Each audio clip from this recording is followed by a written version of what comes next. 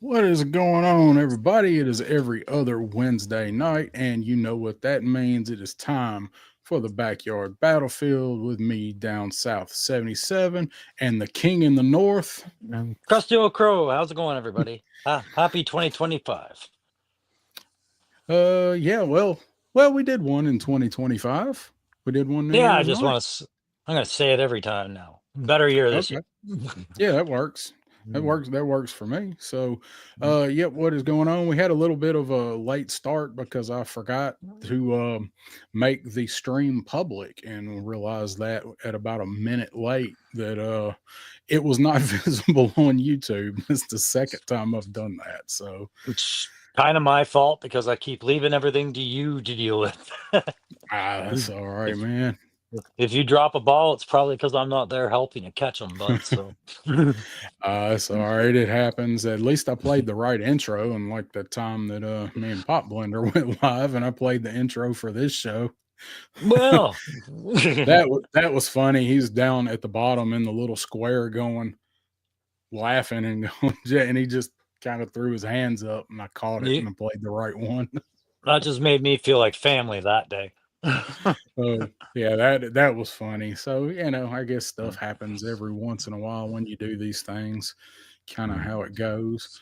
So what you been up to? How's the weather in Canada? Cold, I imagine.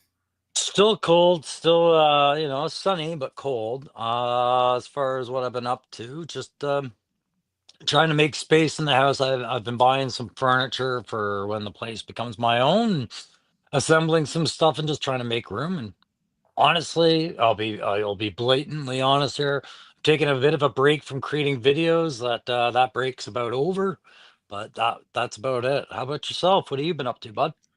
Oh, just working. My same old answer to that question on Wednesdays. At least it's not Monday anymore. Just trying to get to the end of the week. We do have a 3 day weekend though coming up. At least I do. So some people don't get a Monday off, but we do with my company. So supposed to be it's supposed to be pretty nice. It's supposed to be warm but raining. Like it's been we had the snow last weekend and it's been cold enough that anywhere that doesn't get sun, that snow's still hanging out. The roads are fine, but it's supposed to be like in the 50s Saturday. So listen to this. It's going to be like 55, 57 Saturday, right?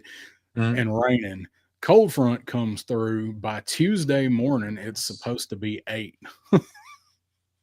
Well, I don't know what tires you want. I need a sled is what I freaking need. Um, Yeah. so yeah, just chilling, man. Ain't really been up to a whole lot. I hadn't really got any. I was hoping to have some cool new stuff to show off tonight, but I just have the same old boltless in the backpack Xandar sitting here. So um, not much, not much. Let's go ahead and say what's up to the chat. They've been waiting long enough, and we Yeah, owe see, it one to them. one of them wants us to start over, and I'm like, no, no, no. You didn't miss anything, You so missed nothing, Dave. nothing at all. Not Dave always wants somebody to start over. If a- he's late, he makes us. It is not my responsibility that you were late to everything, Dave. Uh, Yeah, and Dave made a good point the other night, and it says it's a new year. It's time for the whole Dave once died thing to die. Dave had a life after all of that. I got to stop going back to that night with the chat and everybody else that talks about Daredevil Dave's brush with death. That was 2024. We're in 2025 now. Let's not talk about it anymore, right, Dave? yeah, no more of those this year, Dave. That's your resolution. Don't die anymore and come No, back. don't. I mean, if you do, come back. If you come back, if you do, but don't. No, I just meant Dave doesn't want that to be his thing, right? Oh, it's too late for that, Dave. Yeah. Dave's not here, man. Uh Joe Fan 84. Hey everyone, what's going on, man? Derek Holloman is here, son of a crayon slayer. Hey now. There's Dave. I'm late. Start over. Oh, Model Misfit, Loki Wartooth in the house. Good to see you, man. Hey. Hadn't seen you for a minute. So how you doing? How you doing? Oh, How let's you doing? How you doing? They say Derek Holloman. Derek Holloman is here, and let me find one of his chats. So go down through here, and Menjoza. That is everybody that looks like they are chatting. Hopefully, I didn't miss anybody. There's only like 7, so glad you guys are here. My Yeah. fault. My fault. I take the responsibility. So, you gotten anything cool in lately, Crow? Gotten any pickups lately? Yeah, well, I mean, I think we're all sitting and waiting for the next wave of the classified for sure. I haven't gotten that. You got Xandar recently, and I've been jelly since, but I've been playing with other lines and got myself a couple of new Shadow, not Shadow, Operation Monster Force there, like the Forgotten King. Where are you? There you are. Yeah, I don't Yeah. know. I'll full screen you. All right. So I gotta tell you, Darren, I don't think I made a big enough deal about this line when we were at Joe Fest and you were showing me um those exclusives that you got that day, the transparent Hmm. versions of Shadow or Forgotten King and Dracula. Didn't give me the very good image, but man, did you ever do well picking up those exclusives? And now I'm like going, man, I gotta go back. This is a great line. Yeah, they definitely are, man. I mean, they Hmm. were. We had to wait, but they were definitely worth the wait. I think. It's Um, another big wait for the next wave too, eh? yeah, you know it's gonna be, man. It's gonna take forever. And those are the figures that I really want out of that line, like out of everything in that line. I got the Sleepwalker heavy weapons dude, but the two that I want the most are in series two. And they've Yeah. been advertising them this whole time. I think even before they announced that they were going to be like what the series numbers were going to be. So it's going to be a long wait for me. Oh, So in this line, like series two or series three, they have the spies and the generals as well, right? Like hmm. with interchangeable heads, so you could have the Caucasian or the African American and everything like this. But I saw a spy in I think it's wave three or wave two for Monster Force that I want so bad right now because they make it look like the kind of spy that would appear in something like Archer or Venture Brothers, or like he's got like I think even the patch dye at one point that you can put Yeah. on him. So the other day there was a nice I wouldn't say nice, but I stopped by the it's Chad because he had Bobby Val on, and I wanted to ask and see if I could hear any new plans coming out in Valverse. And that was one of the things I had asked of them was if Action Force or Valverse could ever get into the 007 or Archer realm. And I think it's one of those things that does spark a few curiosities from a few companies, but I'm happy Operation Monster Force seems to they've really got the one I want. I don't Yeah. think anybody else could nail it like that. So What about the monkey? Are you going to order the Agent Monkey or whatever the hell his name is? no, I'm gonna snipe a few of these. I'm not gonna collect the line as much as I would love to. It's just because right now, just getting them into Canada, it's not a like this is about $100 figure every time for me almost. Yeah, that man, that's they're high already, but that's rough. Well, And that's it may after, get worse. yeah, that's shipping and handling and all that. And yes, oh, yes. Well, trust me, I'll take the tariffs. Yeah, right. Right. So, Dreadnought K6 is in the house, and he says that is a slick motherfucking sweater, Crow. yeah, thanks, bro. It was a Christmas gift and it's warm. That's all that matters. It looks warm. Actually, I got my little heater plugged up in here because I've talked about this room being where this room is in my house. It catches all of the wind, and there's nothing to break up the any of that. So this room gets cold. Mhm. Menjoza really loved the Delta Reds. So Yes, that was the other one I got was the Delta Red. Right. Like I don't have I'm gonna buy a third one before I do a good, the bad, the ugly kind of line review on it. Yeah. But the thing is, I'm not a big fan. I'm like punk on the Crimson Trooper or whatever they are, the ones with the steampunk weapons, where they've repeated the buck but give them a weapons assortment every time. Hmm. What were they called? The Crimson something? Crimson Moon Division. Crimson Moon Division. I wasn't a big fan of those. I think I'll probably order Dracula because I know BBTS has Dracula still available or Kilowog right now. But I think the Delta Trooper was the best one out of that line, save maybe Van Helsing, and it's the same buck, isn't it? He's the same buck as the urban, the guy you got. Yeah. Um, oh, Mendoza. He and I have talked about this before. The Donner Party looks so awesome. That is one of the two Mm. that I am really, really waiting for. Is Donner Party and Dr. Caligari. Those are the two I really, really want. I was tempted to order the children, the Christmas children. They look so weird, man. Oh man, I just love the idea of terrified children in front of so many different characters. I mean, there's a lot of uses for them in the toy photography and very like background characters and things like that. They just they Punk talked about it one night. Like they just look, their skin tone looks like really weird. They look like they're wax, like they're wax people at a ethnicity museum or something. To me, they look really I saw it. strange. Yeah, I saw that too. But weren't those digital renders though? Right? No, I think those are. Were I they think that's the real photos? thing. I think Oh, so. okay. Yeah, I I can't could be remember. wrong. I just remember seeing them. I don't remember whether I saw the character profile pic of them where it would be digital render or if they were like live in hand. But yeah, these creepy littles. What? Yeah, man, that's they're just something else, man. Yeah, and they are Um, creepy as hell. But they have so many different head options. You can make boys, girls, everything like that. But oh yeah, yeah. I mean, you can do. And then this little creepy Cindy Lou knockoff with their Freddy Krueger sweater. so I know for you, you've often thought, what am I going to do with this massive Marvel Legends Kingpin? And I was like, get him a sweatshop. Make him the most evil guy in New York. He's got a sweatshop of children. There you go.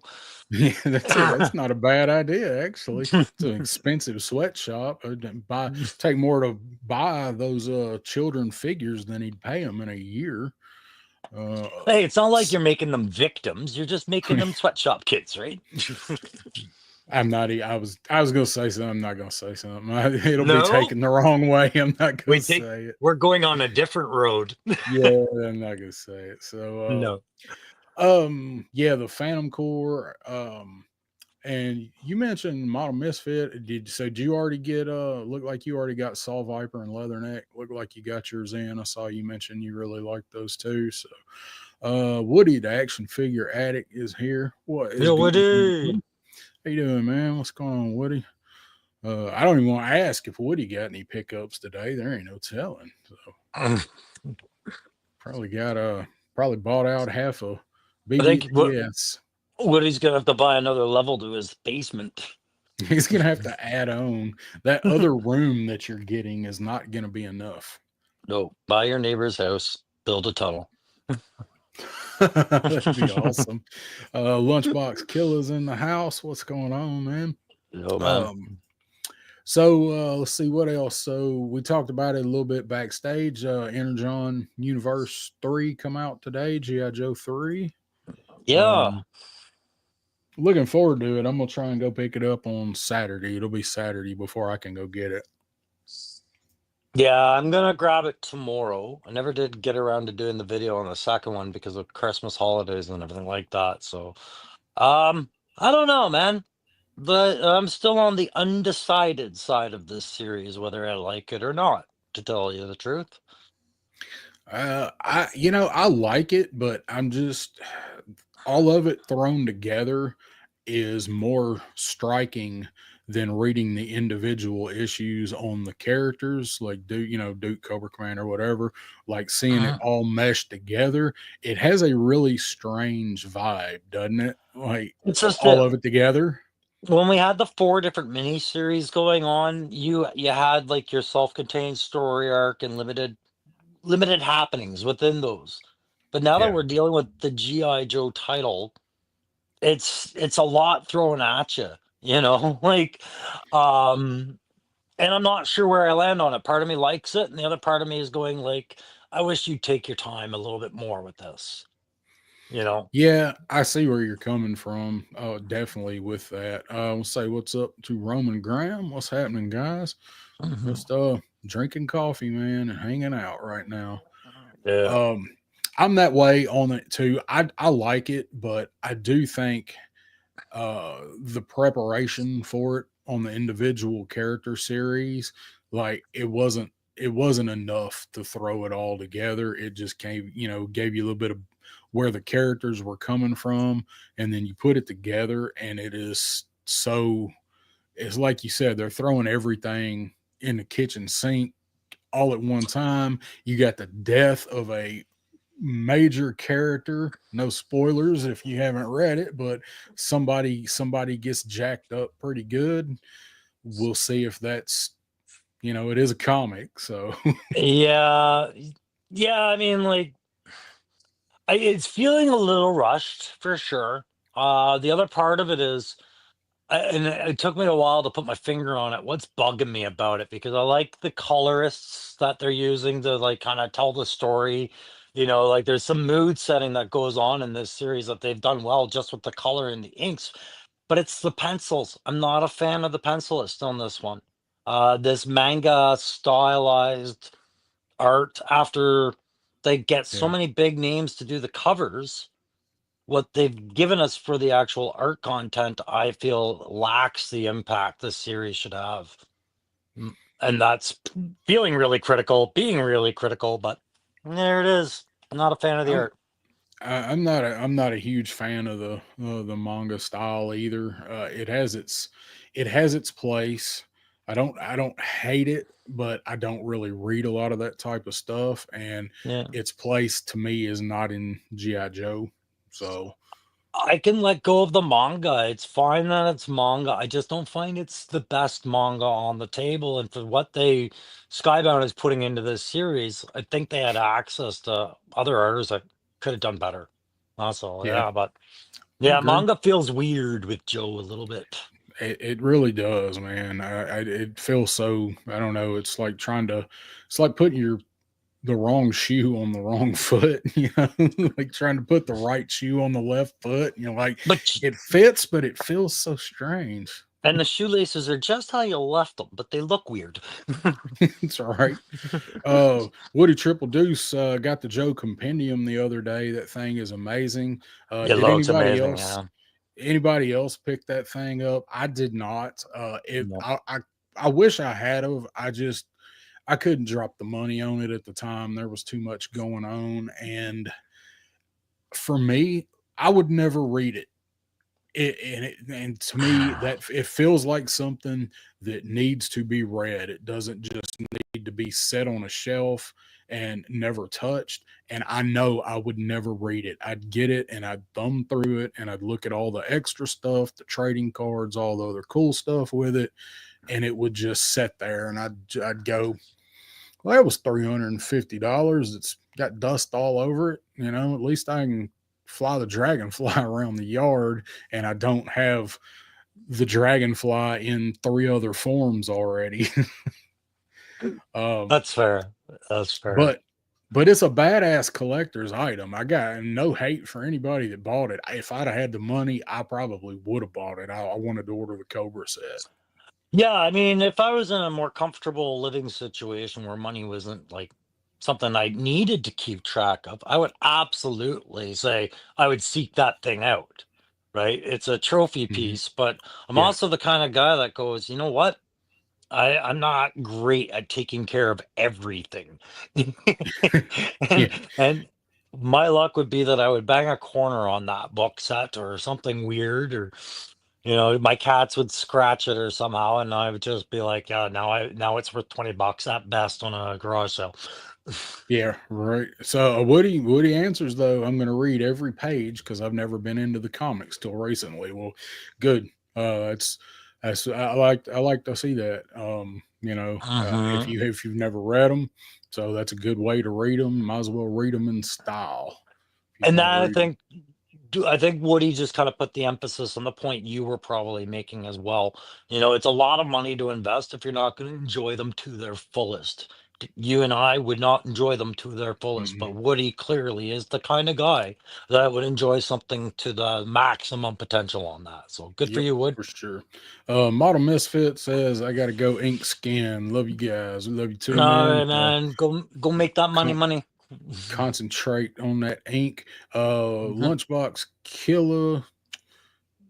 He says he got both versions of the compendium. That's the way to do it if you can do it right there. Read And it also, twice. did you see? I have not watched this yet. Woody put out a video today where he customized the truck for Metalhead for the Iron Grenadiers. I saw it pop up in my feed. I hadn't had a chance to watch it yet, so I'm It's gonna been up watch in it my. tomorrow. Was it? Did it come out yesterday or today? Because I'm I trying to thought remember it. if I saw it this morning or yesterday, but I didn't watch it yet. It's in my queue. I just haven't sat down and watched anything. I thought it showed up for me today, but then again, last night, by the time I drug my ass to bed, like I fell asleep. I was telling you with like 30 minutes left in Pop Blender and Matthew's show. So if anybody was in there and noticed I wasn't saying anything, it's because my ass was on the couch in front of the laptop like this. So Mm. I saw it. If it showed up last night, I didn't see it. So I got to watch it. Oh, let's see. War Chest is in the house. Right on. Picked up the Cobra set. Got him like a week ago. Matthew was showing his off last night because he got his in, and he was showing it a little bit on Pop Blender's stream, and then he and Pop Blender show, and then I saw like a lot of people been posting pictures of it and all the extras. Thing looks awesome. Oh yeah, I've seen what it looked like lots, and there's been a lot of videos on it. Um, yeah, there's no doubt in my mind that I would have enjoyed one of those, but again, I'm the kind of guy that like couldn't bring himself to get rid of his HasLab boxes and have nowhere to put them. I've got the shipper boxes. Yeah, I've got Yeah. the shipper boxes too. Although I did repurpose the one for the Dragonfly. I know it's storing extra ring lights, but it was still here to put the ring lights in. There you go, right?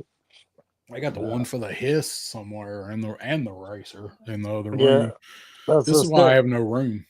And that's just it, right? I don't want to be an inbox collector, but damn, if you put a lot of money into making that box, I'm probably going to keep it. I can appreciate a good box. And now it's got to compete with the compendium set. Right.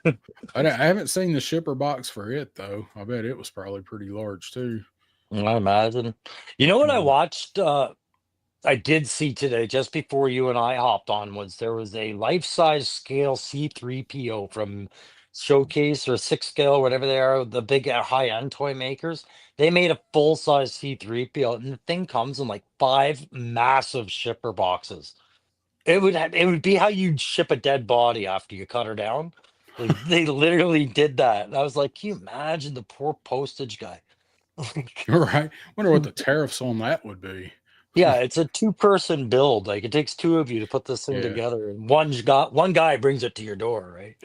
There's a Vader too somewhere that they've done. I've seen somebody. Yeah. There's a dude on YouTube, and I can't think of the channel. I don't follow it. I just see it pop up once in a while, and he gets those and he puts them together and time Yeah. lapses it. Yeah, it might be the same one. So it's those things are amazing. I ain't no telling what they freaking cost. Oh God, yeah, no kidding. You know? And even Dave says even the worst box I ever had was still pretty good. I don't know, it might be one of the ones that you still have, and those aren't too good. So, war chest. No reason I hadn't got into statues. They take up so much space, and then what do you do with the boxes? Because something like that, especially if it's made to where you can disassemble it, you're gonna want to keep the box because you're not. If you ever have to move it, or you move or something, you don't want to be trying to like wrap that thing in bubble wrap and strap it to an appliance dolly. That'd be badass. Adam Savage has a life-size Han in carbonite. I could That's all see it. right. I could see You Adam know, Savage having that. I always kind of wonder what will be said about you after you're gone. And when they go through your stuff and they find your life-size C3PO or your life-size Han and Carbonite, and they wonder why didn't you have a sex doll? you know, Maybe you really did. like how sad was things? Was it great? Did you have a wife and have those things, or did you need the doll? Yeah, that was the one that looked like, what was the one from, wasn't was it for Forbidden Planet, the old the 50s movie that had it's like the one C3PO design was based on, but it was like a kind of like a more female Oh, I don't design. recall. Don't recall Forbidden Planet. I was thinking of things like Cherry 2000 and all those other really bad 80 ones. Or what is it? Austin Powers with the cannons. The fembots. Fembot. Mach- There you go. Machine gun jubblies. I didn't see those coming, Yeah, doggy. baby. Get me a life scale machine gun jubbly fembot. That man, you talk about a security device. That my kind of There's just security device. a lot of questions guests will have, and you just don't have to answer them. Yep. Yep. Keep the boxes. Um, let's see. Gasland's mechanic in the house. What's going on, Gaslands? Did you come by? War Chest has a life-size carbonite Michael Myers. All right. Interesting. I'm gonna need to see a picture of that. If you send that to me, I would appreciate seeing that. Yeah. Yes, it comes. It probably comes with a few extra boxes, Dave. So you're not into the reaction Joe stuff really at all, right? You don't The buy any of Super the 7 reactions. reaction. Yeah. No, you and I had talked about that, and that was the area that I was very hazy on. But I know you like it, and you've got something. I've got a few. I like them for wall art. I don't have a single open one. So that's it. Galaxiana. Yeah. So we got these that are showing up, the new reaction plus that's showing up everywhere now. So this is the Duke. And these are 3 3/4 scale, right? Or are they 6? They're three and Oh, three these quarter. yeah, these are 3 3/4. These are the new O-ring line, like the Cover Girl Yeah. bat. So this is the Duke. I think this Duke, the figure doesn't look bad. The art's awful. Punk talked about that. I haven't seen anybody that's picked Duke up yet. I've seen somebody find the next one I'm going to talk about, which is not that one, but that one, Serpenter. Somebody here, Japan. yeah, Japan. Serpenter. That's what Sarge calls him. So, He looks. I'm sorry, man, but that looks like Mr. Mackey in a Serpentor costume from South Park. this I command him, guy. Yeah, okay. Cobra, la la la la la la. Guy. He, I had not noticed that, but yes, he does. He does look a bit like Mr. Mackey. I can't unsee it now. So this one was found near me. Somebody found this the other day, and the two that I skipped past, which are the two I'm really interested in, Lamar and Yeah. the Fatal Fluffy. These showed up at the Target that I usually go to, that's like 20-25 minutes from my house. And this is the one I really want. I really want the Fatal Fluffy. And last night, I don't know, it was like 7:30 or 8 o'clock. I was looking at the old Facebook, and a local GI Joe group that I'm in posted that a picture, and we're like, these are at the Galleria Target, and there's one left. It's like, son of a bitch. I almost went over there this morning. I just couldn't make that coincide with where I had to drive for work to make it, to justify like, oh, I was in this area for I got a call about something I needed to go look at. So you didn't really watch the cartoon though, No, a I whole missed lot. the Fatal Fluffies, and you did explain this to me the other day, and I did since look at this figure, and you know what I scares me is I could see them doing a classified version of this at some point down the line just because they could. I would be all in for classified scale version of the Fatal Fluffies because it'd be bigger than Nemesis, bigger than Serpentor. It'd have to be, Mhm. it'd have to be at least 8 or 9 inches tall. I would think to get it Well, in scale. it's somewhere to use a Nemesis buck over again, or a road pig buck, or a large buck. You could get some reuse out of the larger bucks they don't have reuse for right now. And yes, like I don't know, those fur molds could probably be translated over from a snow serpent, you know. Yeah, they could be. It's a good idea. The thigh pieces look a little bit like could be Serpentor or something. Yeah, He's got maybe. those pads. So I don't know. We'll see. I do want these, and I do think that they're gonna make these in ultimates. I mean, I've seen nothing to that effect, but I can really see them doing these two in ultimate scale Hmm. because they do. They've got the bigger, like the cyborg, whatever, like the Japanese manga themed Super Sevens. They're like 9 or 10 inches tall. So Hmm. I can definitely see them doing these two, but I want these. I want well, not Ramar so much, but I do want the Fatal Fluffy. Um, Yeah. Ramar's one I could, yeah. I mean, it's he, just, he looks like Conan's got with a some sort of a whittling away disease or tapeworm or something. I can't get over the Ramar grin. Ramar just looks to me like they were really feeling out the market. Like, should we do something with He-Man and Conan? And then everybody's like, no. There are a whole lot of people that have been really wanting this figure though. Sure. I didn't really care for this character in the mass device, but I'm glad people that want it are getting it in some form. So Hmm. I'll pass on this guy unless if I find him on sale, I'll probably get him. Roman Graham wants to know if anybody picked up the Series 5 Vala verse Action Force figures. Not yet. I No. have not. There's definitely one. I definitely want Colonel Siege, and there's one other one, and I don't remember the name of it that I would like to get, but I have not picked any of them up. The Siege.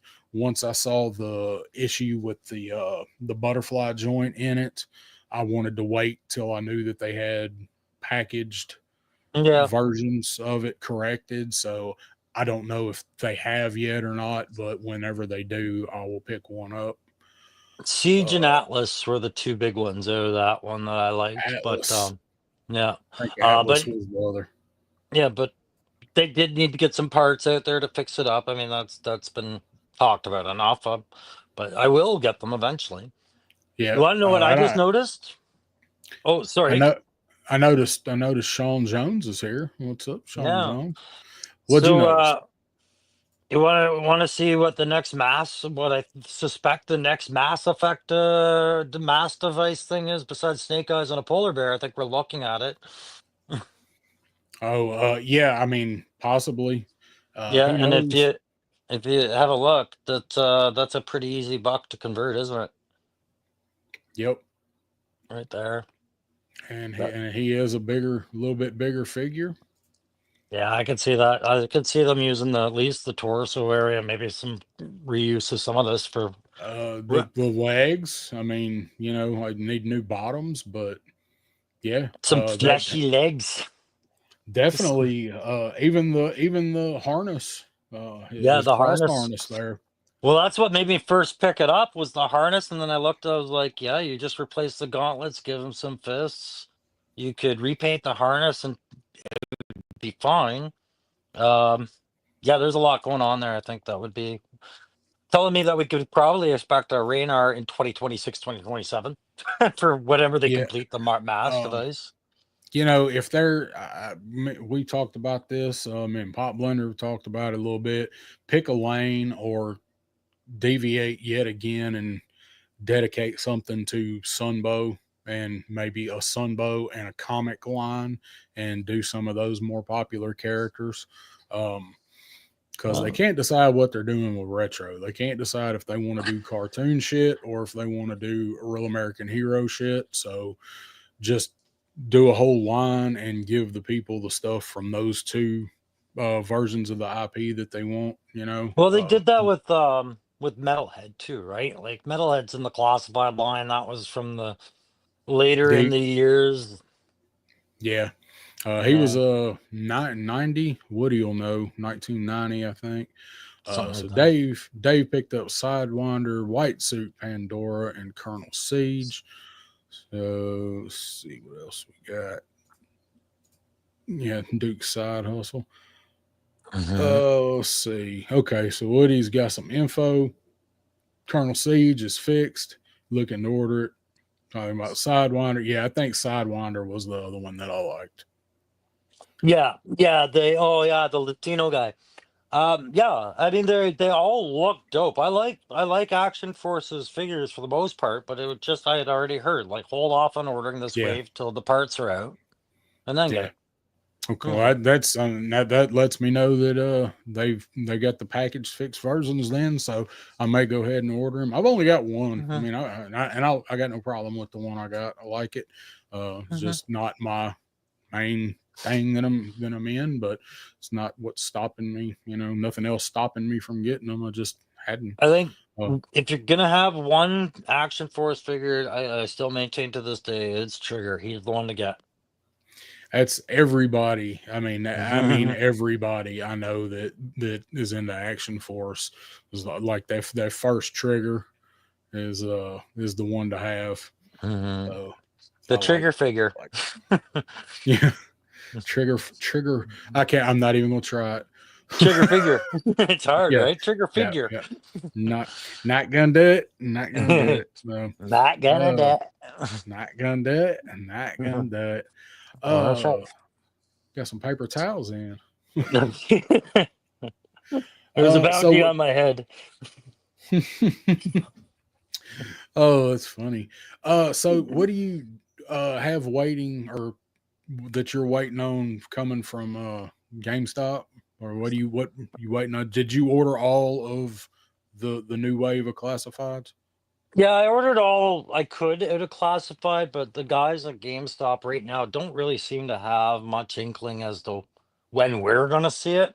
I can only speculate it's left or right of when you guys are seeing it, and you should be seeing it any day, so I guess it's to the right. But I don't know. After that, like I haven't seen anything on the claw or any of the other stuff that we were projecting. And Yeah, I'm finding more and more stuff worth talking about outside the classified line as well. I'll tell you one thing I do have on order in GameStop, and I'm still trying to hunt down buys them for you, but I got Cammy the other day in the mail, and GameStop also carries the Jada Street Fighter, and so Guile and Yeel and DJ are things I'm putting on hold at GameStop now as well. They're really getting into their video game lines, and I think this Cammy is epic. It's absolute. yeah. Cammy is one that I am definitely interested in picking up as well. I still don't have any of those figures, so I Mhm. love that Cammy figure, man. Everything I've seen on that Cammy figure, I just love it. Yeah, Yeah, you got she's yours up there. she's pretty good. Can we see up there? Yeah, they're up there. Yeah, What I like about the Street Fighter line, I think honestly, is it's not as price pointed as high as things like Classified and the other bigger 6-inch lines. But man, do you ever get your dollars worth out of it? Like, yeah. That's what everybody says. Like you yeah, figures a line that is 100% worth the money. Uh, strong balance, strong buck, simplicity, but the details are all there.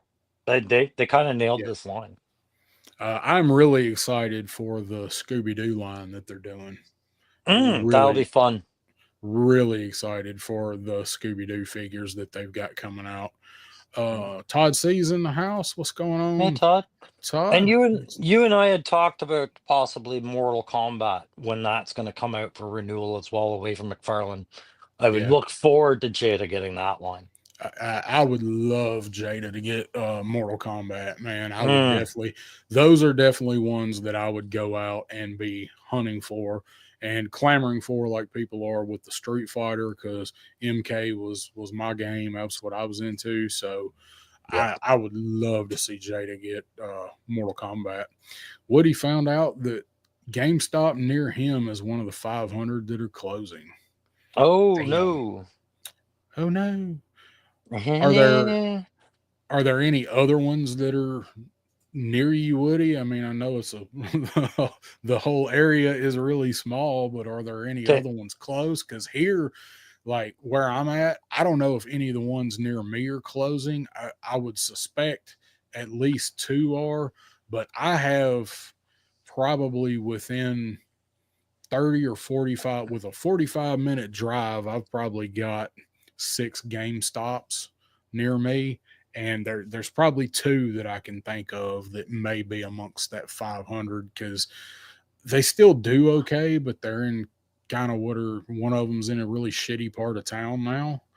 And I imagine they're probably foot traffic is lessened there because of the crime rate going up, and they're probably don't sell enough to justify the risk where they're at, honestly. Yeah, I lease locations for game stores, especially with DLC content for games these days. Let's Yeah. face it, it's turning into a toy store, and the lease space becomes a different issue, and everything can be ordered, right? So, Yeah, and they're not making that much money off their toys that they're selling, but you're right, no. they're selling a whole lot more toys now. Hmm. Machine Man, what's going on, man? Seems like there were so many Game Stops. It's not a long drive to the next one. That's how it is for me.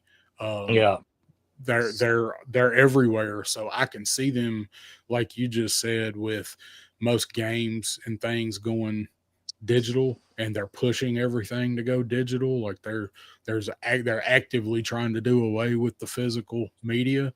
yeah. um that's an issue. Like you said, they ain't making that much money off the toys.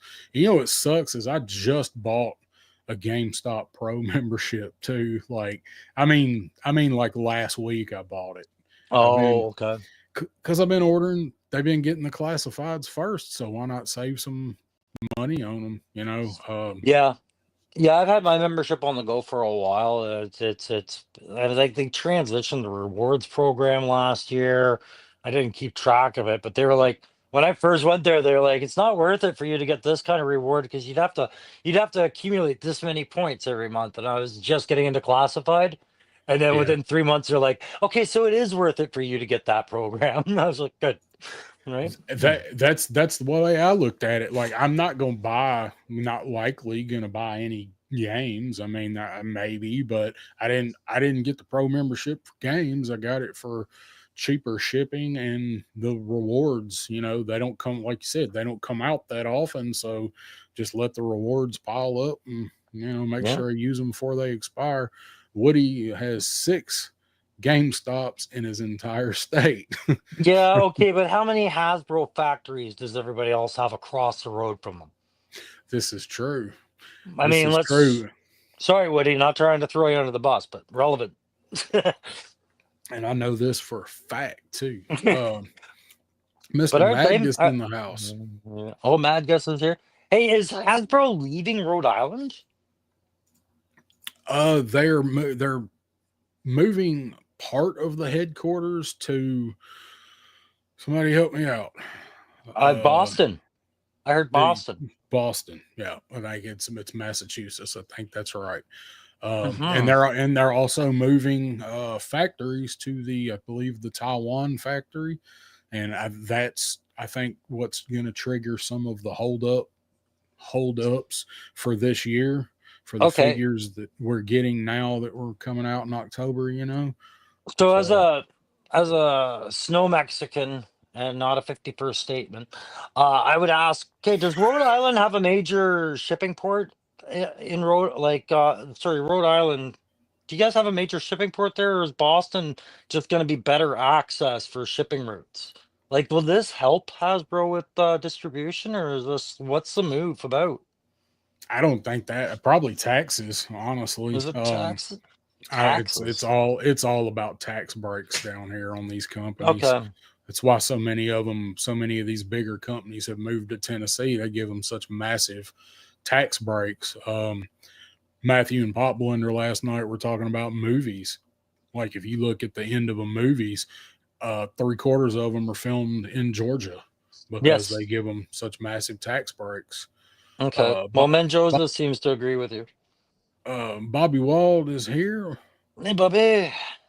All right, collector section have these figures dressed up, 80s Halloween costumes. Yes, those are the Ben Cooper. I think they're NECA. They're NECA or Super 7. I think they're NECA, but they're Okay. dressed up like kids in the old Ben Cooper Halloween costumes that we had when we were in the in the 80s when you got the plastic tablecloth costume and the mask with the Yes. The I got this one over here. This is the Super 7 one, but it's that style. You got okay. the Gillman mask. And he's got the rest of these at Yojo Depot and they're marked down to $4. Oh, jeez. I got to get the other three, but so they're little figures like maybe 3 3/4 or 4 inch, and they're dressed in some of those old costumes. That's So cool. yeah, they're pretty neat little figures, and they've got some that are dressed up like horror characters that are in that style of costume. I was looking at Hmm. some of those, but they're NECA, so they're a little high, Yeah. a little And not pricey. neck is a hit or miss with me, to be fair. You, you know, it's a double-edged sword because they look so good, but there's only so much you can do with them. Yeah, they're end tables. Like they're like end displays. There's not much interaction going on with them unless they're with other NECA stuff. Mhm. Yeah. But I tell you what, though, I love that Alex Murphy figure so much. Oh, I I still on the table over here. I still have the accessories for it. Ultimate Alex J. Murphy. There's like all the body armor and the blown off arm and stuff because I'm gonna change him yeah. back to shot up Murphy. I I just hadn't wanted done to it yet. I was they had one for the thing. They had the actual thing from the movie Yes. The Thing where it ripped open the dogs. I went back the next day, it was gone. But the other one Yeah. I was looking at was the RoboCop with the programming chair, his Prime Directive Yep. recuperation chair. See that a Yep. lot out here. Yeah. I've seen it several times at Target, but it's never been on sale because it's like $70, something like that. It's high. Yes, it Um, is. Yeah, both and were. Mm. the one time that I actually saw it and it was on sale, I just didn't have the extra money to pick it up at the time, so I left it. Woody says I think all the design and that aspect staying in Rhode Island, so he'll still get to see Lenny and Emily like at Starbucks or something. So probably. Mm. Oh, let's see. Trying to skip through the chat here and see what's happening. Yeah, and So Todd, see, we'll get to your comment once Darren's caught up on any others there. But yeah, because that uh, one's going to be talked about later. uh, we have a strip club, which in a way operate on a similar concept. Let's see. Highlight that one. Yeah. No. Where were we looking at? So Uh, Todd C says, are any of you in the belief that classified has gone up to 29.99? okay. We'll talk about that real before we do. Roman Graham, what do you think about Mezco 112 GI Joe? I only have two. I love both of them. I have Destro and I have Firefly. Yeah. Um, Mm. Destro's that's probably to me that's probably the best Destro figure that's ever been made. Firefly looks really good. he's a huge pain in the ass because everything that he comes with is that big and very easily lost. And Mm. because of his one piece, like his bodysuit thing, um, it does get caught up in the articulation, so he can be kind of hard to pose, but it looks great. I don't. Those are the only two I have. I can't buy many of them. I can't buy that many Mezcos. I just can't afford them. So it's gonna be few and far between ones that I buy. I think I have three Mezcos, and my favorite one is Theodore Sodcutter. So, what about you? Yeah. Don't you don't have any Mezcos, do you, Crow? Nothing on that scale. I have the little mezcos, but just like novelty ones of Predator and Leatherface, right? Like just little ones. Yeah, yeah, The GI Joe mezcos, everybody said that Destro was the one that you could get at the best price for a while there. Don't know if that's true or not anymore. Probably still is. yeah. But You can still pick him up cheap, yeah, but cheaper. I'm of the mind that not, there's a lot of really good $100 to $200 figures and scale toys out there. I'm gonna want them all. At some point, I gotta say no. And Mezco is one where I'm like, okay, you're gonna start by saying no to them and Sideshow Collectibles for now. You Yeah, know. and that's kind of how I am. Like I Mm, get a few, one here or there, but I can't buy many of those things. And they're posable, they're fun, and they look great, but there's only so much play value with those figures. Um, mhm, they're made nicely, but they are more fragile than your GI Joe. And if you break the arm off your Hasbro figure, it's not quite as pricey to have to replace it. yeah. So it's up to Matthew Matson. How you doing, Matthew? Sorry I fell Hey, asleep Matt. with you guys last night. You probably didn't even realize it. Um, so Todd, and I know where this is coming from. Know exactly where it's coming from. Toy Kind of Mood is talking about dynamic pricing tonight. I'm going to go back and watch the replay of their show tomorrow. Um, Saw Viper and Xandar on Amazon are $29.99, and that is from Amazon. That is not a third party price. Leatherneck's the regular $25.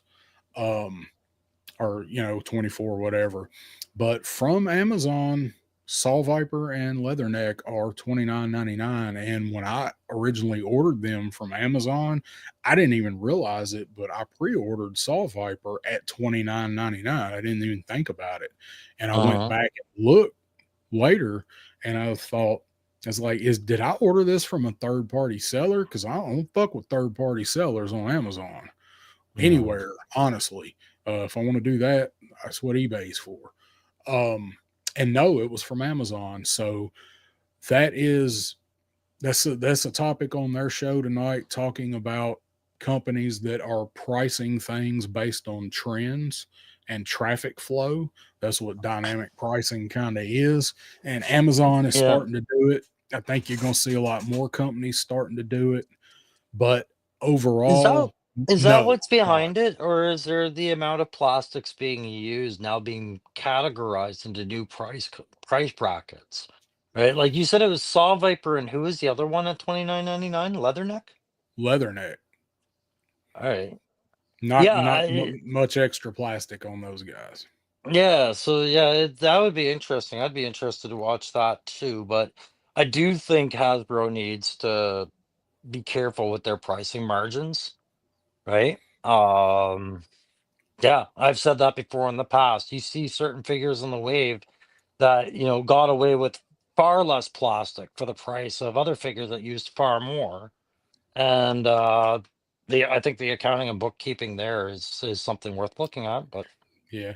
And you mm, just you just showed us Forgotten King, and that was one of the Fresh Monkey figures that had less with it for the same yeah, price for the point. That's same where they price as the Delta.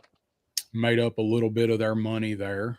Yeah. So I don't think Joe's are going to go up to $29.99. I think this is just something that some companies are dipping their toe in the water with.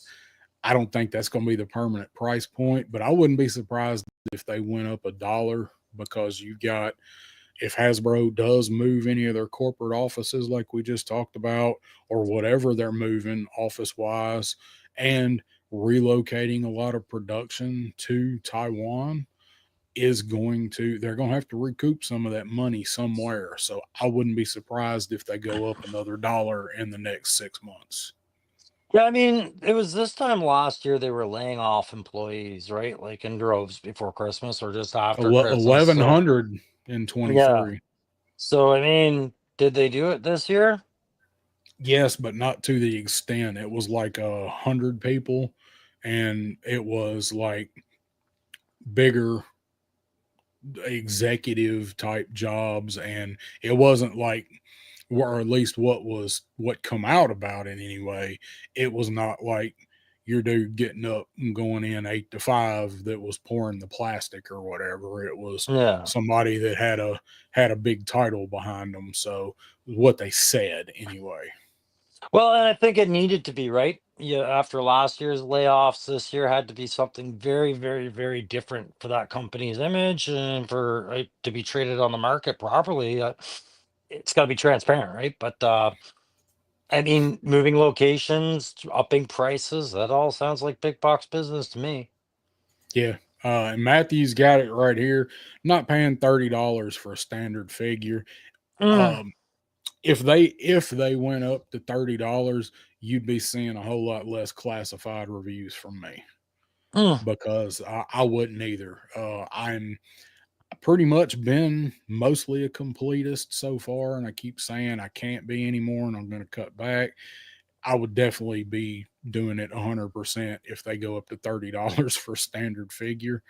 Yeah. War Chest says if they go up any more, he's out 100%. And War Chest was already talking about selling some of his that he's got now.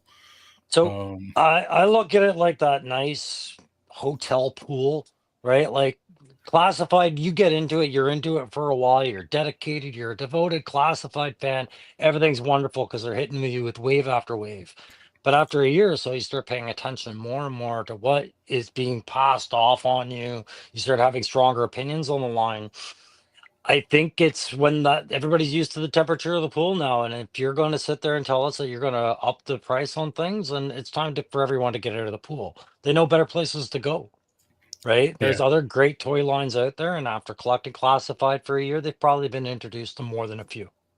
yep, yeah. I mean, it's kind of like some of the people on YouTube. Like you find one person and or a little group of people, and then it's what you watch, and then you find something else, and you go over there, and you're like, well, this might be a little bit better than this, or I like it as much, so I'm gonna split my time. Same thing with the toy lines, because I know since I got heavy back into classified, I've found a whole lot other things that I like, maybe not as much, but I do like them and I do pick them up. And there's people, you see people talk about like with classified, once they make all of these figures over here, like I don't need any more figures because this is what I want out of the line. They might pop one out once in a while, but once they make these and this list over here and this list over here, I don't need any of those guys. So if you're not a completist and you're going to go take that money to Valaverse or to Fresh Monkey Fiction or Mythic Legions, wherever, and they're going to price people out of the product they're producing if they do it. Yeah. But they went into this knowing that, right? That's why they didn't follow the original release wave. Why you didn't get, the OG 13 right off the hop and then, the 83 wave after that in sequence. They broke it up. They spaced it out. You got a couple of characters from 82 to 85. Then you got a couple from 87 to 89 or 90. Right. And that's how they've been releasing them because they know damn well if they went to a certain sequence, the money tap would turn off at a certain point, right? As Yeah. people got wise to it. So I think they see this coming. That this part of classified right now, I think they saw this coming where everybody's used to what the wave has to offer now. And now you see who shits and gets off the pot kind of deal, right? Yeah. With the line. I was just looking at D Griff's comment. That was something we had talked about the other day about the yes, the Hasbro Pulse taken down or moved the Porta Johns. Yeah, I looked to too. They're not. Yeah, they're gone. So I Uh-huh. don't know. The only thing I can think on that is maybe this cutting production, this slow shipping or taking longer to get them out, whatever. Maybe they only maybe they really did what nobody do that knew they were really doing with the ferret is so they put them up, they're Pulse exclusives.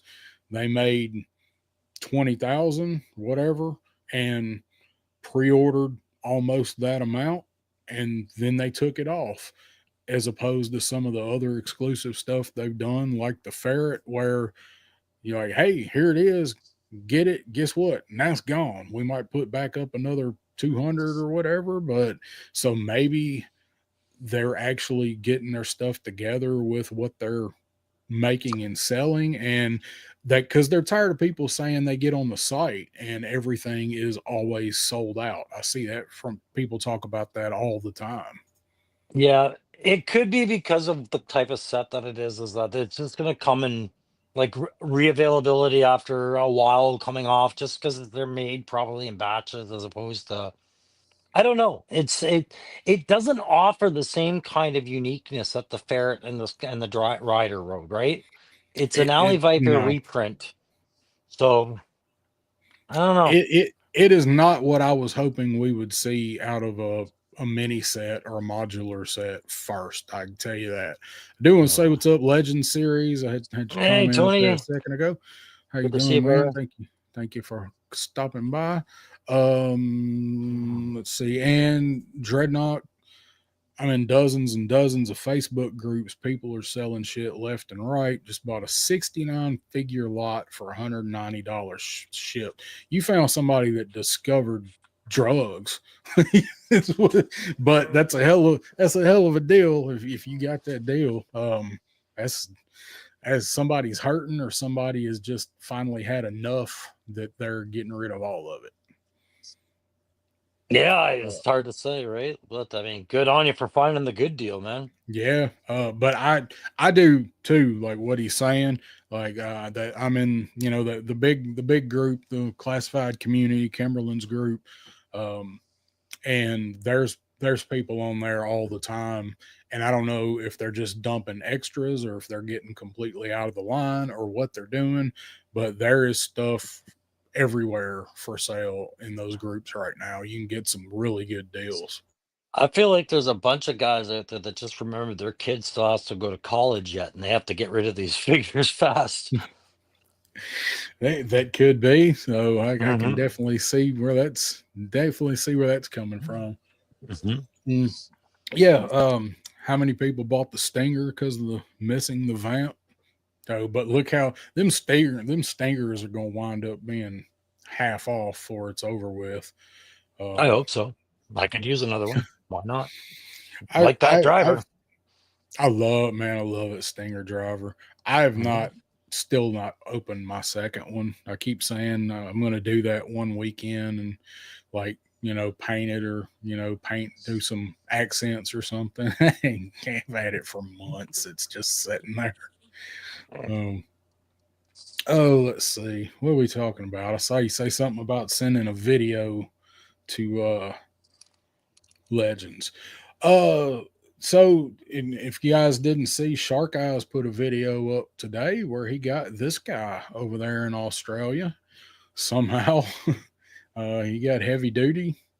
He picked him up, I think, yesterday and put his video out. I watched it. Still not ready to pre-order this figure, but the figure himself does look really good. Uh, Hmm. but this dude ain't going anywhere. He's going to be gettable. Oh, But I'm not worried about that. yeah, he's going to be gettable. Hmm. All right, I have to lean over and adjust my heater here. I've finally warmed up a bit. But anyway, go check out Shark Eye's video. Takes a really good look at this dude. Um, I love the figure, but I still don't care for the gear. So I'll get It him just, at yeah, Target when, you know, 3 or 4 weeks after he comes in at Target and they mark him down 30%, I'll pick him up. yeah. I like this. I don't mind this character. If from a sci-fi aspect, I think the suit is ridiculous. But I Right. mean, I see what they were trying to do, and I think it comes apart. So you can have them just with one of the rocket launchers as opposed to the whole harness, right? Yeah, Which was one of and Commando. yeah, and I was like, okay, at least they had that with the headset, dual knives. But all I keep thinking right now is he is just trying to save Ripley and Newt from the mother alien, right? Like this just screams aliens to me. He does the backwards hat like Yeah, Drake. he's a colonial marine. There you go. There's the picture you were thinking of. So Yes, that was it. this is probably how I will wind up having this dude whenever I finally do get him. But Hmm. he does hit the deluxe price point. He comes with a lot of shit. So Yeah, I don't I don't. know. I think he looks good as a Bach. It's just the accessories. Again, everybody's a Yeah. critic, and so am I. So, Yep. I definitely am. But I'll mhm. get him eventually. I the figure himself, like you just said, the figure looks great. Roman Graham, why is the vamp so hard to find? The stinger available everywhere. They didn't make enough of them. As the bottom line, they screwed up and I guess did not realize how bad. Somehow they didn't realize how bad people really wanted the vamp, and they didn't make enough of them, and they overproduced the stinger is basically what it amounts to. The vamp was up though. I mean, anybody that was in the line and had the money and didn't order the vamp, at least here in America, like it was there. I mean, it was up for like 4 or 5 weeks before it finally sold out. Um, Yeah, and was I it think like that for you that's guys? Because you had I all you missed it. I missed it, and that was fun. I paid the aftermarket price on it, and thankfully, if friend hooked me up, and a friend can still hook people up with vamps, but it's 3 times the cost of what you would have paid originally, and I don't think that was a mistake at all. I really don't. I don't think Hasbro. I think Hasbro played a market game on that one, because you can't tell me they're sitting on these molds going, there is no possible way we could reprint a vamp. You Yeah, can't. You paid for your patents, you paid for your legal fees on these things. They don't just suddenly shatter and turn to dust after a certain particular number without you making it so. So, yeah, yeah. and Dreadnought says it right here. Lenny hinting at another vamp run this spring, but I bet it will be in Tiger Force colors if it is. Or it'll be the Vamp Mark II, hopefully, and gets everybody that stretch that clutch. But it would be nice to see the Vamp Mark One come back for those who are really upset about it. Yeah, I mean, I wouldn't mind seeing it. I don't need another one, but for everybody that missed it, I would rather 'em- I would rather them do another run of the first one for sure than a Tiger Force one. Now, I like the Mark II better, so I can't say I'd rather see it than a Mark II, but I hope maybe they will, and everybody that missed it can get it for a good price instead of paying the ridiculous like $250, $300 because it's good, but it ain't worth that. It's barely Yeah. to me, it's barely worth the 100. I And wasn't that and impressed. yeah, I mean it was fine, but I mean I definitely overpaid for it, but that's okay. That was a choice I made, right? By Yeah, passing it by the first time, just like I do with HasLabs. But I see Eric Thurman's last comment here, and I'm the same mindset. It wasn't so much the vamp, it was having an OG-13 member of like Clutch, who, yes, he did come with the vamp back in the day, but this is an amazing figure, right? And it's one with a lot of nostalgia attached to it, more so than most other things in the line, being OG-13. yeah.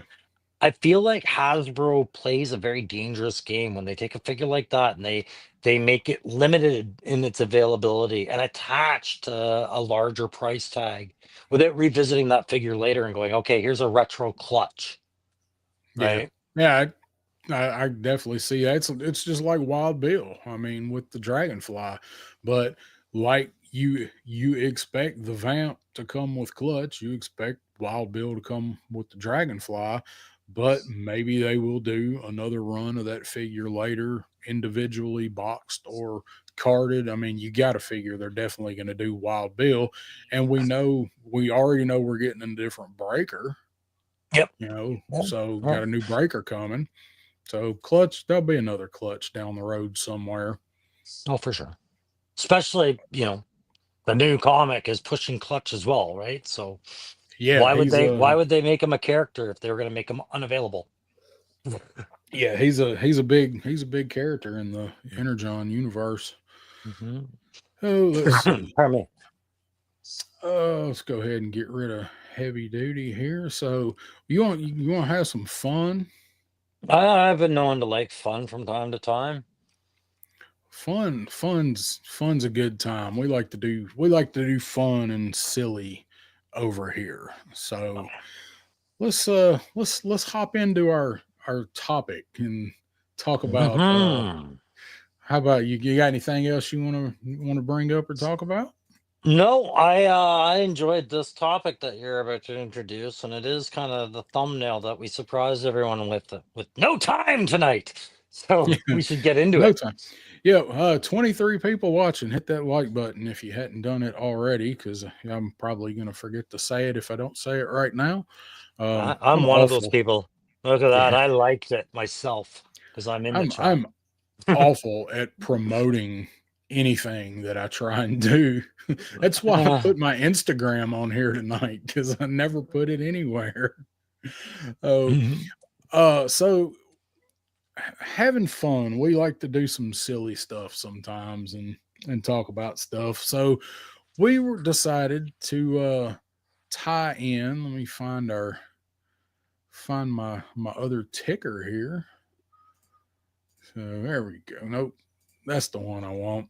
So we decided to come up with a funny, silly topic and take mascots from various properties and make them funny ass backstories and figure out a way to tie it in to G.I. Joe. And I know it sounds absolutely ridiculous because it is absolutely ridiculous, but you can only talk about the same news so many times and complain about the same stuff so many times. We like to do some fun shit. So that's what we yeah. gonna We do. don't own a toy line to talk about, nor do we have any victims that will our wrath or anything like that. So we do shit like this. And we have fun and we hope you guys enjoy it. And any of you guys that like to partake in the devil's lettuce now would probably be a good time because it's Oh about to God. get ridiculous in here. Yeah. uh, so would you like to go first on yours, or should have talked about this. Do you want to go like back and forth? Because we approached this with kind of two It's different styles. you've got the slideshow control, so I think it's just a matter of who you call up. We both know who's going to talk about who here, right? Yeah. So I just got to remember which screen to look at. I got two monitors and one's way behind the other right now. So So there we go. So Eric, Woody, somebody say devil's lettuce. I'm on it. yeah, Uh, man. I'm uh, going for one after this. so um, let's see. I will if you want to, Crow. If you want to go over your first one. Okay.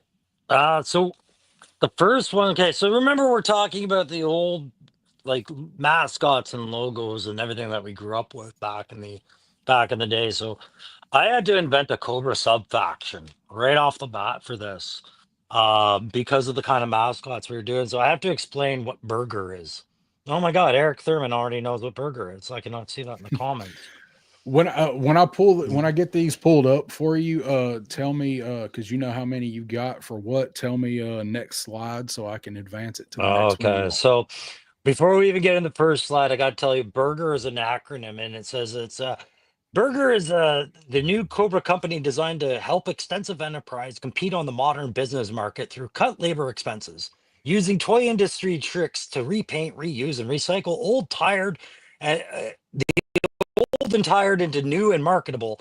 The biologically upgraded reserve of goons with employment restrictions, otherwise known as Burger for short, has been drawn upon as Cobra begins to run out of money for their creative approaches to warfare. All right, first slide.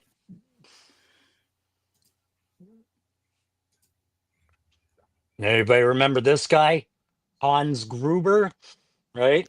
Well, so first we got to talk about the Burger King. Okay. So when his twin brother Hans was thrown from the Nakatomi Plaza in the movie Die Hard, Franz Gruber suddenly felt the weight of a nation on his shoulders. You can switch to the next couple of slides as we go. How could Germany carry on its fearful and threatening image coming out of the 1980s now? The Gruber name was synonymous with some of the country's most vital characters in history, and Hans had been successful on that fateful Christmas, or had Hans been successful on that fateful Christmas night, Germany's serious reputation would not have been sullied by the 1990s technoculture that would follow. When Cobra Commander attended Hans Gruber's funeral, he made sure that Franz understood that with Cobra behind him, the family name could be restored, granting him his own Burger Brigade and the title of the Burger King. Franz Gruber will track down the Colonel Joel Colton and avenge his brother. And there's a quote, like at the bottom of the file card: "This beef will be your first nightmare, Joel," says Franz Gruber. All right, that's my first one. Are you going to do one now? How would you like to go back and forth? Because I got to open some more windows if you do. Oh, I don't care. If you want me to keep going, we can just bang mine out and bang yours out. Mine will go fast, I think. Yeah, mine are a little bit different style, and I will have to read mine. So I do want to say what's up to Crimson Cobra Commander is in the house, Hey, Triple and T. a punk with toys showing up. What's up, fools? How you doing, punk? You showed up just in time. You'll love this. We're Yeah, I can't turning can't say anything about mascots. fools. Yeah, we are We're fools turning. tonight. Yeah, we are being fools tonight. So if you want to run through your 10 and then I can run Right. through mine, because I've got to actually read the stuff I wrote out for mine too. I think it'll Okay. probably go better. So Sure. let me know I when gotta you look at the are proper ready screen. for Yeah, just your pop up next one. the next slide, and I'll just speak to it. I think this one only had the one. Yeah, we're going to talk about the Michelin Man. Okay, so on a mission gone wrong in Cleveland, Clutch was hit in the head by a piece of exploding porta-john, a bomb meant for Breaker. This resulted in saving Breaker, but at the expense of a shard of blue plastic being stuck in his brain forever. Determined to continue his critical role with the G.I. Joe, Clutch refused to stay down and retaught himself how to see mechanics on a whole other level. Using a pile of all-season tires discarded by all the Vamps and Tiger Paws during the gridiron refits, Clutch's forever sealed Breaker in the Michelin Man armor, explaining his new science, explaining his new science and how the armor keeps that plastic shard from making its way through all his brain chambers and valves. As to why Breaker had to wear it to do that, that's that next level Tony Stark shit that Clutch had watched on Disney Plus during the 7 weeks he had spent in a vegetative state. Be warned, if you see the Michelin Man, it's already gone too far to crazy town for a logical outcome. And Breaker says these tires are not bulletproof. It's like Iron Man snake armor made out of vamp tires. There we go. Oh, that's I, great. what was the Oh, next one? Jay Astro's in the house. What's going on, Jay Astro? The next one was the the very first one you told me you wanted to do from the company that has served billions of people. No. Oh, okay. Yes, I gotta find him. Hamburglar. Hamburglar had a different write up. Okay. I think there was a couple of slides for him, wasn't there? Yes, there were two. Okay, so we're talking about Hamburglar. Cass said of his original claim for being untrustworthy and handsy, the first ever clone of Rob Lowe did not test well at the end of the 1980s, any more than he promoted any positive message for the fast food industry. Rob Lowe himself was forced to deny ever cloning himself and killed all but one of the two clones he had ever made. Uh, well, we have no proof that this is true, nor can we prove that it's false. But we do know that Firefly prefers his new assistant's lack of vocabulary, uh, as he's only able to ever say "robble, robble, robble." And in any given situation, how he appreciates how brutally and swiftly this clone seems ready to steal from children and the elderly. This is the creepiest damn picture. Yeah, he actually looks more like Conan and O'Brien, actually, but I didn't realize that till after. I didn't Look how know he was a ginger. yeah, man. Look how creepy Ronald looks. Like there's like Ronald McDonald has no teeth and Hamburglar has one. Oh my god. It's like, yeah.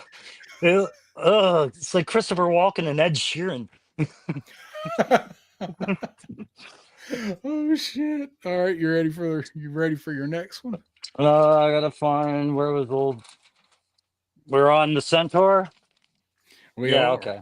All right. I gotta look at the right one. Okay, so the Old Spice Centaur. After a brief stint in the Mexican fetish adult film circuit, he was found accidentally by Crystal Ball. He now serves as Cobra Island's tour guide and public relations representative with a natural gift for making others feel lacking and for deflecting questions away from Cobra and towards Joe in an extremely uncomfortable and humiliating fashion. It is said that in his free time, he and Crystal Ball like to attend fashion shows in Paris and Italy and throw caramel popcorn at the runway models just to watch them hesitate and sweat it out. Couple of quotes here. He says, I wish he'd wear some sort of pants, says Major Blood. Shut up, Sebastian. No, you don't, says Crystal Ball. We started kicking these back and forth, and he said the Old Spice Centaur. And I'm like, oh my god. Oh, what's up? Pop Blender must be on the Yeah, way Pop. home from work. What's happening? Yeah. Oh god, that's awesome. Ready for next one? Is that's McGruff, right? Are we That on is. McGruff? We are. All right, yes, McGruff the crime dog. Punk says this might be the next Operation Monster Force figure. I'm just saying. Detachable. We're gonna have to get a Catherine the Great figure. I want one of what is it? Um Riley, the guy from Step Brothers there, John C. John Riley. C. Riley. When Catherine Hahn hallucinates or dreams of him as a centaur, that's the figure I want. All right, McGruff the crime dog was dropped from public eye after accidentally biting a kid during a guest appearance on To Catch a Predator. Uh, he was content on employment as a concert security dog in Canada, where pot is legal and his work was therefore simple. But when his nephew, Raucus, had fallen in with the wrong crowd, the Dreadnoks and the Road Pigs, McGruff had promised his sister to watch after the boy after she went to the farm forever. McGruff went back to active service with G.I. Joe during an early phases of the drug elimination force. Due to a clerical error, however, he was accidentally announced as the team's leader. McGruff and his loyal companion Mutt. It took 3 months before, 3 missions before this mix-up was fixed, and Mutt was also fixed, and there was later recognized as a human and not a dog. McGruff was later replaced by a more cost-effective plastic. Mutt lives alone, has no children, and claims he's forgiven McGruff. Um, McGruff may be a keen detective with a keen sense of justice, but when it comes to hunting Burger, there's no one better than the crime dog McGruff, which is why we are fucking horrible police, says General Hawk. I forgot that I had the mutton junkyard picture too. So, he bit a kid. Yeah, I might have been into some of that lettuce last night. I don't know. That's all right. All right, so I think next it was, where was it? Clean? It was clean, the All enforcer. right. So this guy was previously known as the Vindo Viper, okay? But this Alapetian master of death and sanitation, Mr. Clean, has no previous criminal records at all. Even his school records come back as completely clean. The record is either completely spotless or someone else has wiped it down. And now, thanks to new operations within the Cobra Burger Brigade, Mr. Clean has been transformed into a magic eraser. His spit is bleach, his piss is vinegar, his blood is B positive with a splash of lemon. His fingerprints clean up dirt, grease, and chicks. And then Big Bo wants to mention to everybody that he actually faints at the sight of blood and chocolate. That was it. Quick and easy on the former Vindo Viper. Yeah. Who is next? Oh yeah, the mob. Okay, this one had some explaining. I don't think I explained this one to you last night either. You did not. Okay. Flintstone vitamins, guys. When Cobra needed a complacency drug to calm the children of Springfield, they had to get creative and loose with some of the funds. But it was worth it once Cobra Burger Brigade worked out the details with the Barbera cartels, who sent their two top made men, Fred and Barney, to oversee operations and distributions in Operation Flintstoner. The market was born. Colorful, chewable, fruity flavored, and 100% complacency filled, Cobra knows how to deal with nosy children. Quote unquote, what's that say? Put break back into breakfast with Flintstone chewable compliancy drugs. And ask your family doctor if the Flintstone submission suppositories for seniors are for you. That's it for that. Well, I have these two slides I didn't get to yet. So, where did you find this one? Because Wilma's banging. I don't know. That's the AI shit right there. We probably just stole something from somebody there. But Probably so. And then this one, I should have had this one up when you said talking about them sent to be the enforcers. I got this crazy ass Fred here. So, but man, that I got some other stuff of Betty and Wilma that I found years ago. I'm like, damn, they must have got that from the same place. That's a different show. It is a different show. So, yeah. All right, ready for your crazy. I cracked up when you told me about this next one. This one, I'm actually just glazing over this one because I forgot to write down more about it, but you can go ahead. So, yeah, Purina's Chuck Wagon dog food. If you guys remember growing up, there used to be, if you flashed on the next slide, actually, it's probably going to trigger more people's memories, but yeah, so this is Cobra's dirtiest trick, right? So Firefly's using the old Purina Chuck Wagon teams as suicide bombers and doggy decoys, using that burger smell to lure them around the corner to some less than pleasant outcomes, right? Easy RC, a lot of convertibility, and Hasbro, can make multiples of these. So that's all I had for the Chuck Wagon teams. It's just not a popular trade these days. No, there's not a lot of call for the Chuck Wagon IEDs. No, not a big market. Oh shit! All right, let's talk about this chick. Oh yeah, Wendy. Okay, so it's not just any Wendy. This Wendy is the Wendy that comes from a world where cows have become the apex predator because Nazis won worlds 2, 3, and 4.5, and potatoes became the world's currency. Duke and Scarlet have mission essential sex to create Wendy, the ultimate weapon to keep Burger Brigade of Cobra from ruling the world. Or she could actually be its destroyer. No one cares, according to the Arby's prophecies. She's not destroying much in that picture. No. I like this next one that you sent, though. That's pretty good. Meredith, yeah. If I can't find an office photo of these things, why do I do it? Crimson Cobra Commander says you and Crow should do D&D, but Joe's versus Cobra versus Iron Grenadier. But you'll need others. I don't know enough about trying to play D&D to pull that off. I'd have to be I'd have to be the guest on that because somebody had to explain the rules to me. So I like the idea though. I could see that doing live. Maybe Legends could do that. That'd be a good one for I think Legends. Yeah. Anybody who knows D&D, have fun with this. Go for it. Yeah, Uh, I would participate. Somebody just have to show me how. yeah. So, I all think right, you ready? my last couple are faster now. We're almost at my end, right? So we bring on the Yes. Trojan Man. You know, Trojan Man was a necessary evil for Joe. He became super important in the 80s. You can keep going to the through the slides on that one. You know, any port of call, Trojan Man had to be there, or no one would leave at all, right? But thing is, he's kind of a mood killer. He knows exactly how indispensable he became to the team, and nobody could go anywhere without him. Kind of became a real hard guy to be around, quite pompous. He's just generally described as a mood killer and a distraction. So that was it for Trojan Man. There he is. Yeah, he's definitely a mood killer right there.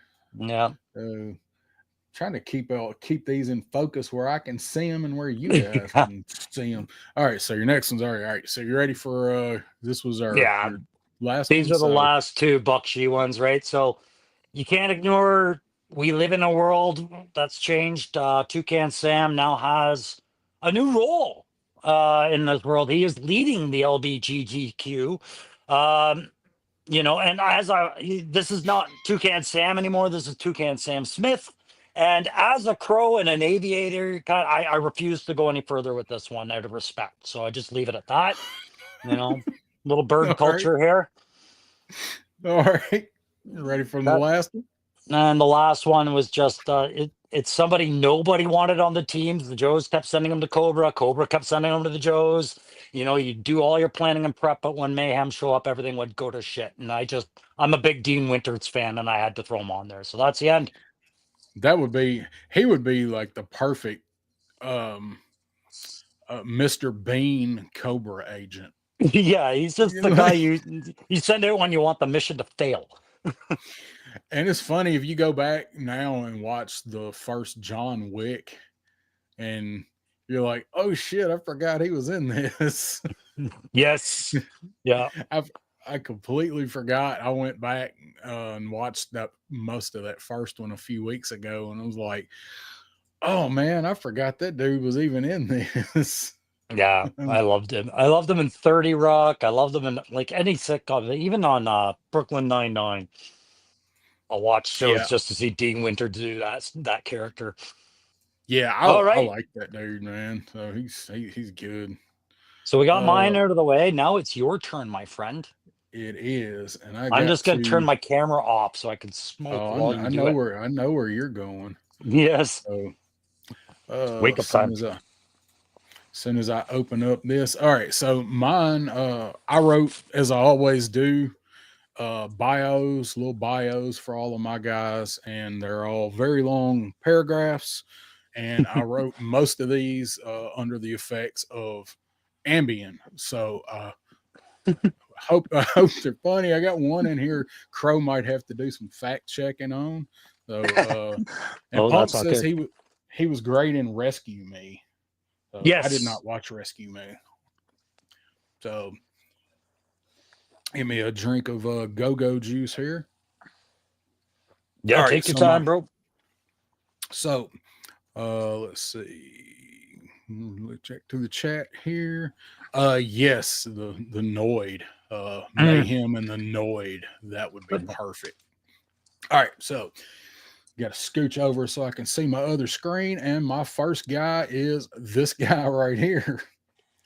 So Yes.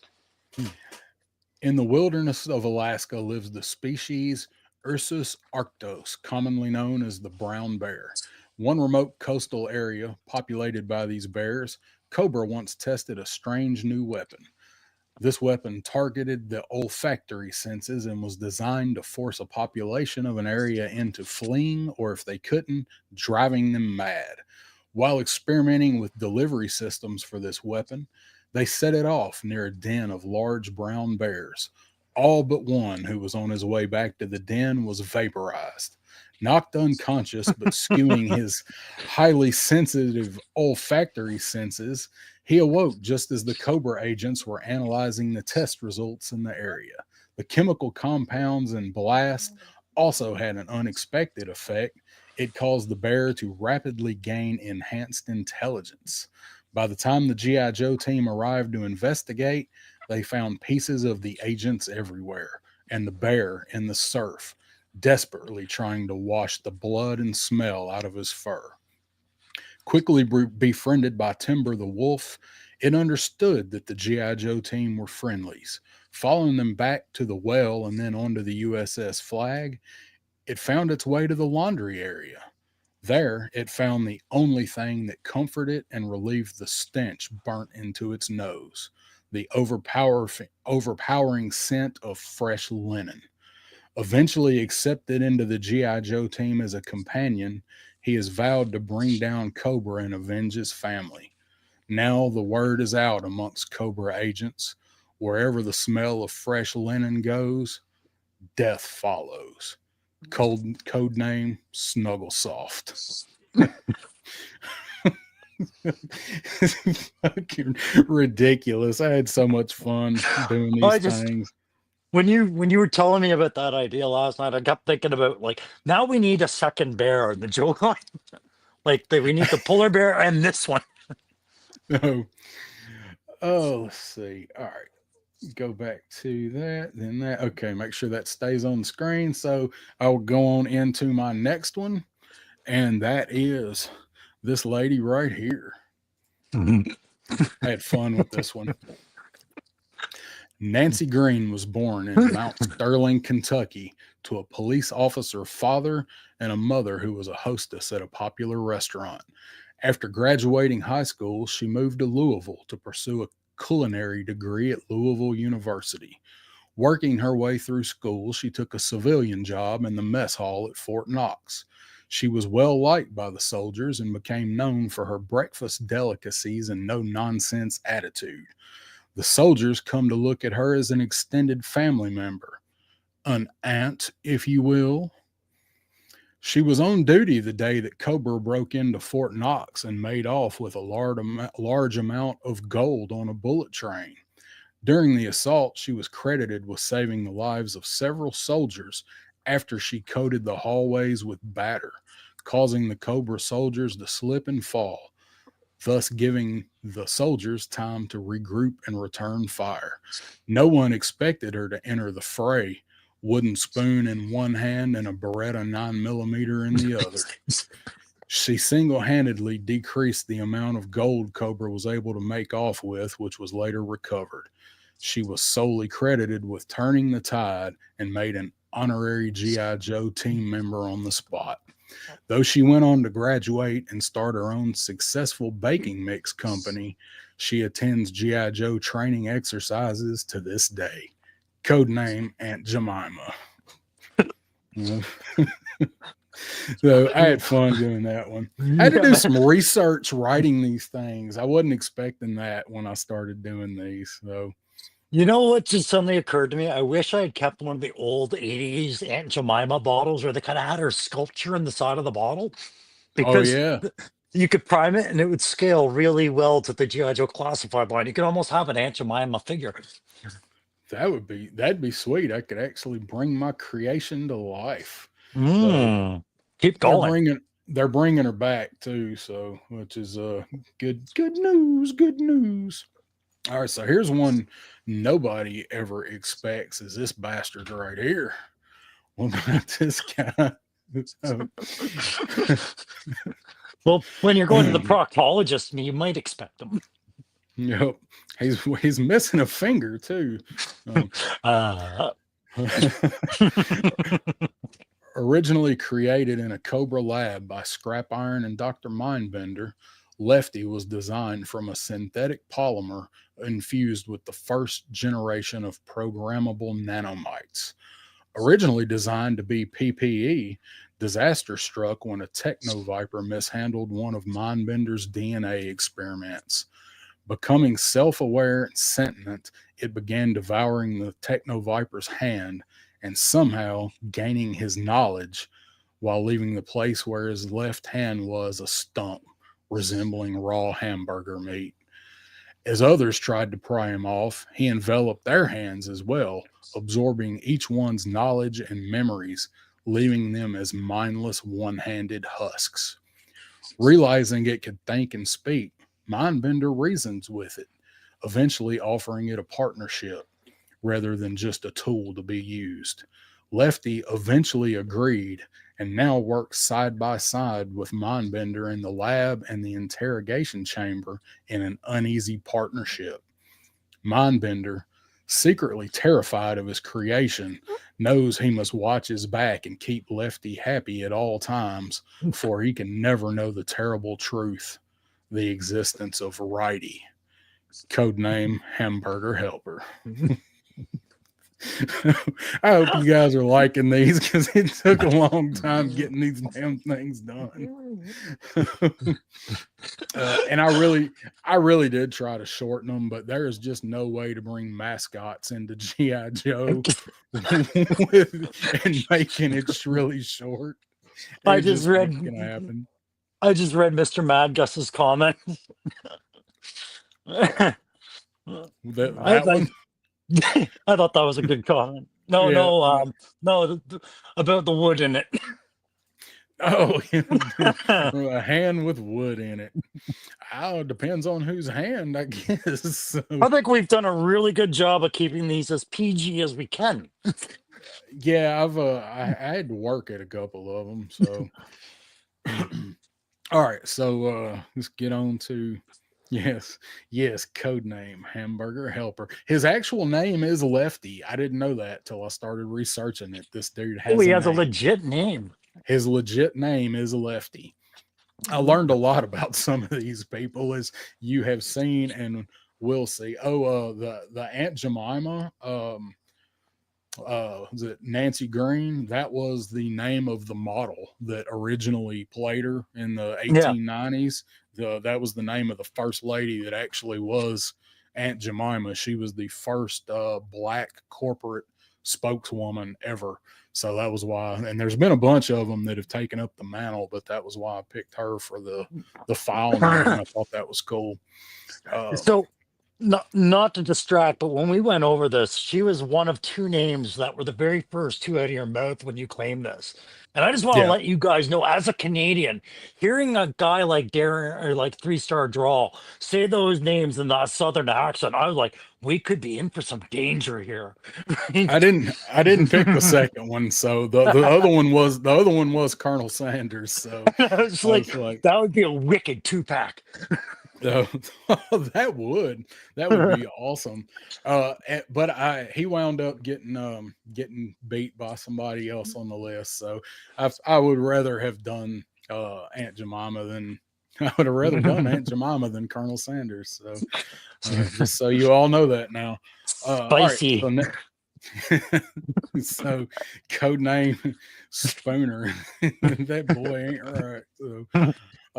So what about this guy right here? This is this one. I had to do some research on this one. So yeah. Horatio Magellan Crunch was born in 1688 and was the youngest sailor promoted to captain in the Royal Navy. Known to be firm but fair, he cut his teeth chasing pirates terrorizing trade routes during the golden age of piracy. Sometimes in his second year commanding his ship, the PepsiCo, he undertook a secretive mission racing a pirate crew to find a set of porcelain bowls said to hold magical properties. Crunch barely won the race, but was pursued up and down the American coastline by none other than Blackbeard himself. Realizing Crunch could act as the bait, a rising lieutenant named Robert Maynard joined the melee, and they engaged Blackbeard off the coast of North Carolina in 1718. Together, they killed the notorious pirate. As a reward, and in exchange for the rising Maynard getting the glory of finally vanquishing Blackbeard, Crunch was allowed to keep the bowls, which were indeed magical. They made Crunch immortal, and he has remained the secret weapon of the Royal Navy for over 300 years. Attached to the G.I. Joe team for international sea operations, he's a loyal friend and a fierce foe. Though he was promoted to Commodore and has turned down Admiral, he prefers the title he has gone down in history with. Codename Captain Crunch. Love it. So I actually had to do a lot of looking up dates and history and shit on that one. So, There, um, there was a moment in there when you were describing him going up and down the coastline. I suddenly realized some of your stories would make great little content on like anthology series, like on Secret Level or Netflix. These little animated shorts. You've got a really wild imagination, man. I should, and it should be like documentaries that are completely ridiculous. So, oh, I should have put that in there. That's good, Mr. Mad, because he Yeah. was an ancestor of shipwreck. That how did I not think of that? That would have been a good idea. Yeah. All right, so moving on about these things right here. I took that off, didn't I? Yeah, I was gonna say, don't put me back Oh, up. I'm in my garage. what did I do? Put your pictures back up. They're sexier. That's what I meant to There we do. I don't go. know how I canceled that. So, all right, this one's kind of funny.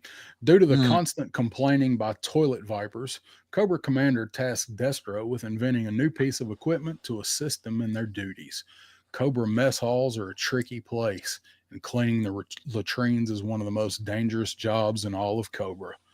Developed by Mars Industries, these cleaning agents were also designed with nanomite technology, made to eat away the mess hall residue and self replicate, eliminating the need to produce more. However, they worked too well and ate away the toilet vipers. This gave Destro an idea. After designing better protective gear and control methods at the expense of many toilet vipers, Destro began deploying them to the battlefield with much success. They were able to be used to scrub an entire area, scorched earth style, and leave anything and everything in its wake sparkly clean. Now the toilet vipers command much more respect and are among the most lethal troops in Cobra when they use codename Scrubbing Bubbles.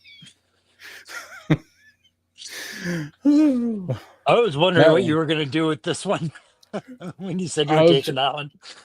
yeah, I was trying to, I was like, I picked it and I was like, how the hell am I going to do that? Like, it can't be a person. Can't be a person. So, all right. I- So get on with you what's that? you had me believing that toilet viper could actually come out.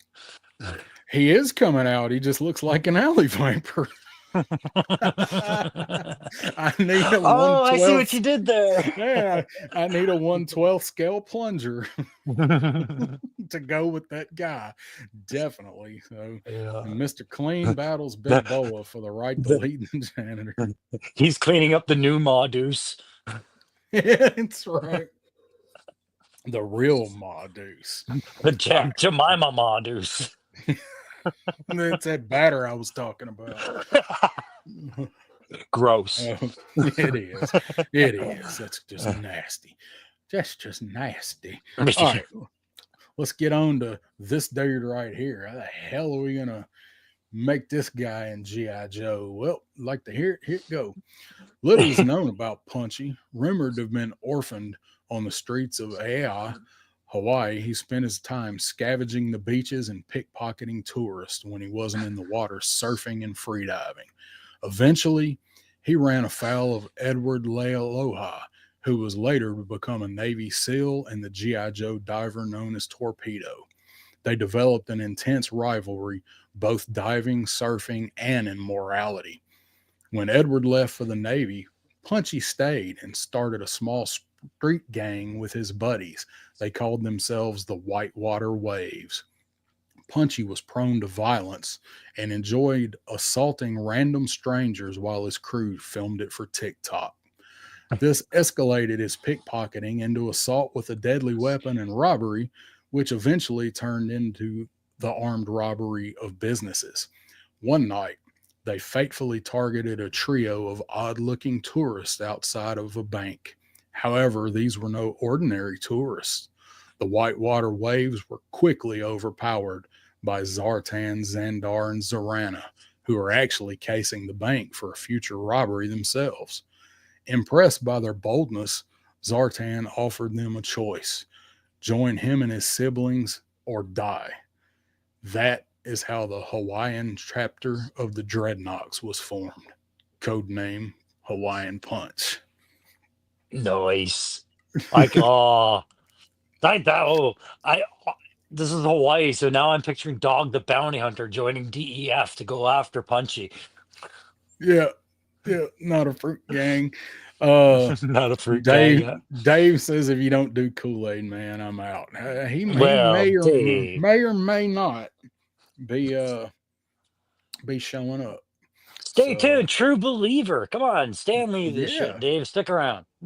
I'm glad we have 18 people still watching. I'm shocked. Thank you. And two people who liked it left. One of them was me.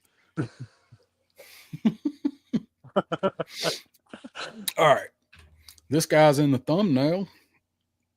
Huh? Had to throw this guy in there. This one was definitely written during some Ambien. General Shaquille started his career during the early parts of the Vietnam War and quickly rose through the ranks, gaining a reputation as a brilliant strategist. Promoted through the 80s, he became known as a modern General Patton. A great motivator who wasn't afraid to fight alongside his men, he was revered on the battlefield. Though he was highly successful, his temperament was the only thing holding him back. During the court martial of G.I. Joe team member Ronald Rudat, codenamed Dusty, the deeply patriotic general strongly and publicly advocated for his execution. When overruled and Dusty was sentenced to prison, he loudly voiced his displeasure with the system's treatment of traitors. When First Sergeant Conrad Hauser awoke from his coma and revealed that Dusty was in fact a triple agent, General Shaquille was humiliated. Still highly valued for his skill but unable to be in the public eye, he was promoted into an even higher rank and role as more of a shadowy advisor. He now leads up the Jugglers, the secret behind the scenes group who funds the G.I. Joe team and greenlights their missions. Codename the General. Brutal. I love how you drop your drawl at the end of that. The general. The General. The general. The Hey, General. question for you. Who do you Yo. think would win in a fight, him or Captain Crunch? Man, I guess that would depend on where the battle was. If Captain Crunch come ashore, I definitely think the General. I'm beginning to think they might be clones of each other. They could be. They look really similar. So, and Captain Crunch is almost 400 years old, so it could definitely be possible. If Mindbender got a hold of some of his DNA off a toothbrush or something. It definitely, or some other way, Mindbender in that outfit and sexy sailor uniform. All right, so what about these sons of bitches right here? You This is pulled them out of obscurity when you said that. I was like, who? No. Okay, go. So this one was another one written under the influence. Turbo, Chipper, and Isaac began their lives as ordinary hamsters living in the rice paddies of Vietnam. They fell ill, sickened by the recent mutagen tests Cobra had carried out in the area, devastating their habitat, mutating, then killing the wildlife. Stalker and Snake Eyes, dispatched to the area because they'd once stalked the same jungles, discovered them.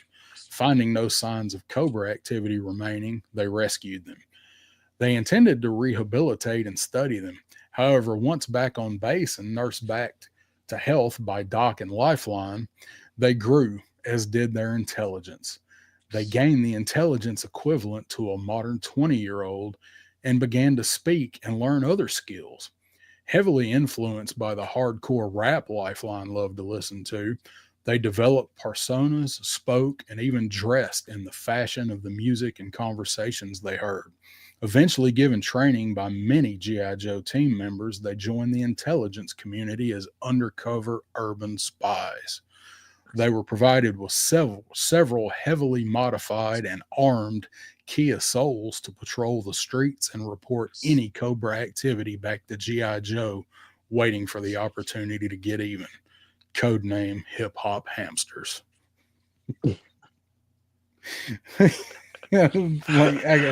How? And then I had to read where hamsters really lived, and was like, oh, Asia, I'm good. I can figure that Yeah, out. when you pulled Vietnam, it was like, oh yes, there's that research. I don't know where hamsters come from, man. I, I literally, if you check my Google search history, it's like, when was Blackbeard killed? Where do hamsters come from? This to me is a snapshot. I'm apologies to everybody who's Bobby Bella's fans here. Love Action Force, but this looks like what Action Force could become if it was allowed to go to Fox as a kids show, right? You got the Ravani over in the corner there, the team. Oh shit! Yeah, kind of. I can see it. It's like the WB. Yeah. It's like, oh, he lost all property rights over Action Force, and this is what became of it. This is This like is what Teenage Mutant happened. Ninja Turtles all over again. So that is definitely where I was going with writing the origin of those guys was Yeah. Ninja Turtles. So Uh, I got let's see, got a couple of more of the longer ones, so not many. So this guy right here, this some guys recognize him. He's now a different color and probably a woman on the paper towels. Uh, this is the one I said you might need to. There you go. You got your brawnies handy. Uh, this is the one I said. I hope you don't have to correct me on anything. For can you do you know? Can you tell the chat what a park warden is? A park warden? I thought that was one Mm-hmm. of yours, but it's just that somebody that enforces the bylaws of the state park or the national park that they're assigned to, right? Like, don't That is put correct. campfires there and things like that, right? That is 100% correct. So Okay. now we can learn about Eric Soleil. Eric Soleil was born at the base of the Canadian Rocky Mountains. Raised as the consummate outdoorsman, he followed in the footsteps of both parents, who were lifelong park wardens, the Canadian equivalent of a U.S. park ranger. However, they were also both members of a secretive and selective branch, which was cross trained by the Canadian Army. Tasked with helping hunt down fugitives and other wanted individuals in the wilds, they would already be in place in areas that it may take the local police or military longer to respond, similar to U.S. deputy marshals, except already in the field. An incident with a group of these fugitives left his almost retired parents dead and their bodies mutilated. This enraged Soleil and sent him over the edge and on the hunt for the fugitives, who turned out to be Cobra range vipers, who were just out on maneuvers. Tracking them through the mountains and forests for days, he eventually caught up to them. Choosing to dole out payback in the same fashion they employed, he used his warden issued axe rather than his Enfield 303. He was cleared of wrongdoing but had to resign from his beloved wardens. He has since become both a bounty hunter and a feared assassin, depending on who's looking and who is paying. It's rumored he has fed tips about criminals and fugitives from his cousin, Robert Levin, the G.I. Joe persuader driver known as Backstop. This has never been proven and honestly hasn't been investigated too hard. Codename Brawny. Oh my God, do I love this is my favorite one. I've been I've been burning through this shit just listening to it, man. One, like dude's gorgeous. Uh Canadian Rangers. The guy's a Canadian Ranger. I love it. And yeah, this is already the best show CBC could have ever made. Our shows suck, dude. They really do. Our shows suck. You just made the best action series in any Canadian TV series yet. This is amazing. Well, if you know anybody, tell them to call me, and I can have a pilot banged out in a couple of days. I'm calling David Suzuki tomorrow. All right, Colin, you got my number. Have your people call my people or me because I don't have people. So, I'm This laughing at one, the 12-cent coupon right now. I'm like, if you ever want to see a dated object, right? 12-cent coupon used to mean something. I had to, yeah, a 12, what a random number, like 12 Right? cents off these 86-cent roll of paper towels, like $5 a roll now. Here's So, 12 cents off your classified figure. yeah, yeah, go fuck yourself. Yeah, exactly. That's what it feels like. So, Sorry, uh, 20, yeah. what is it? 29.88. Okay, calm the 29 fuck down. on Amazon right now. Yeah.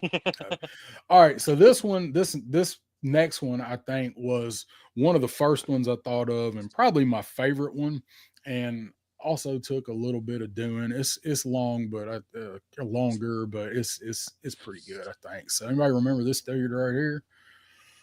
So in the 1990s, the American war on drugs was full blown due to the criminal boss Headman.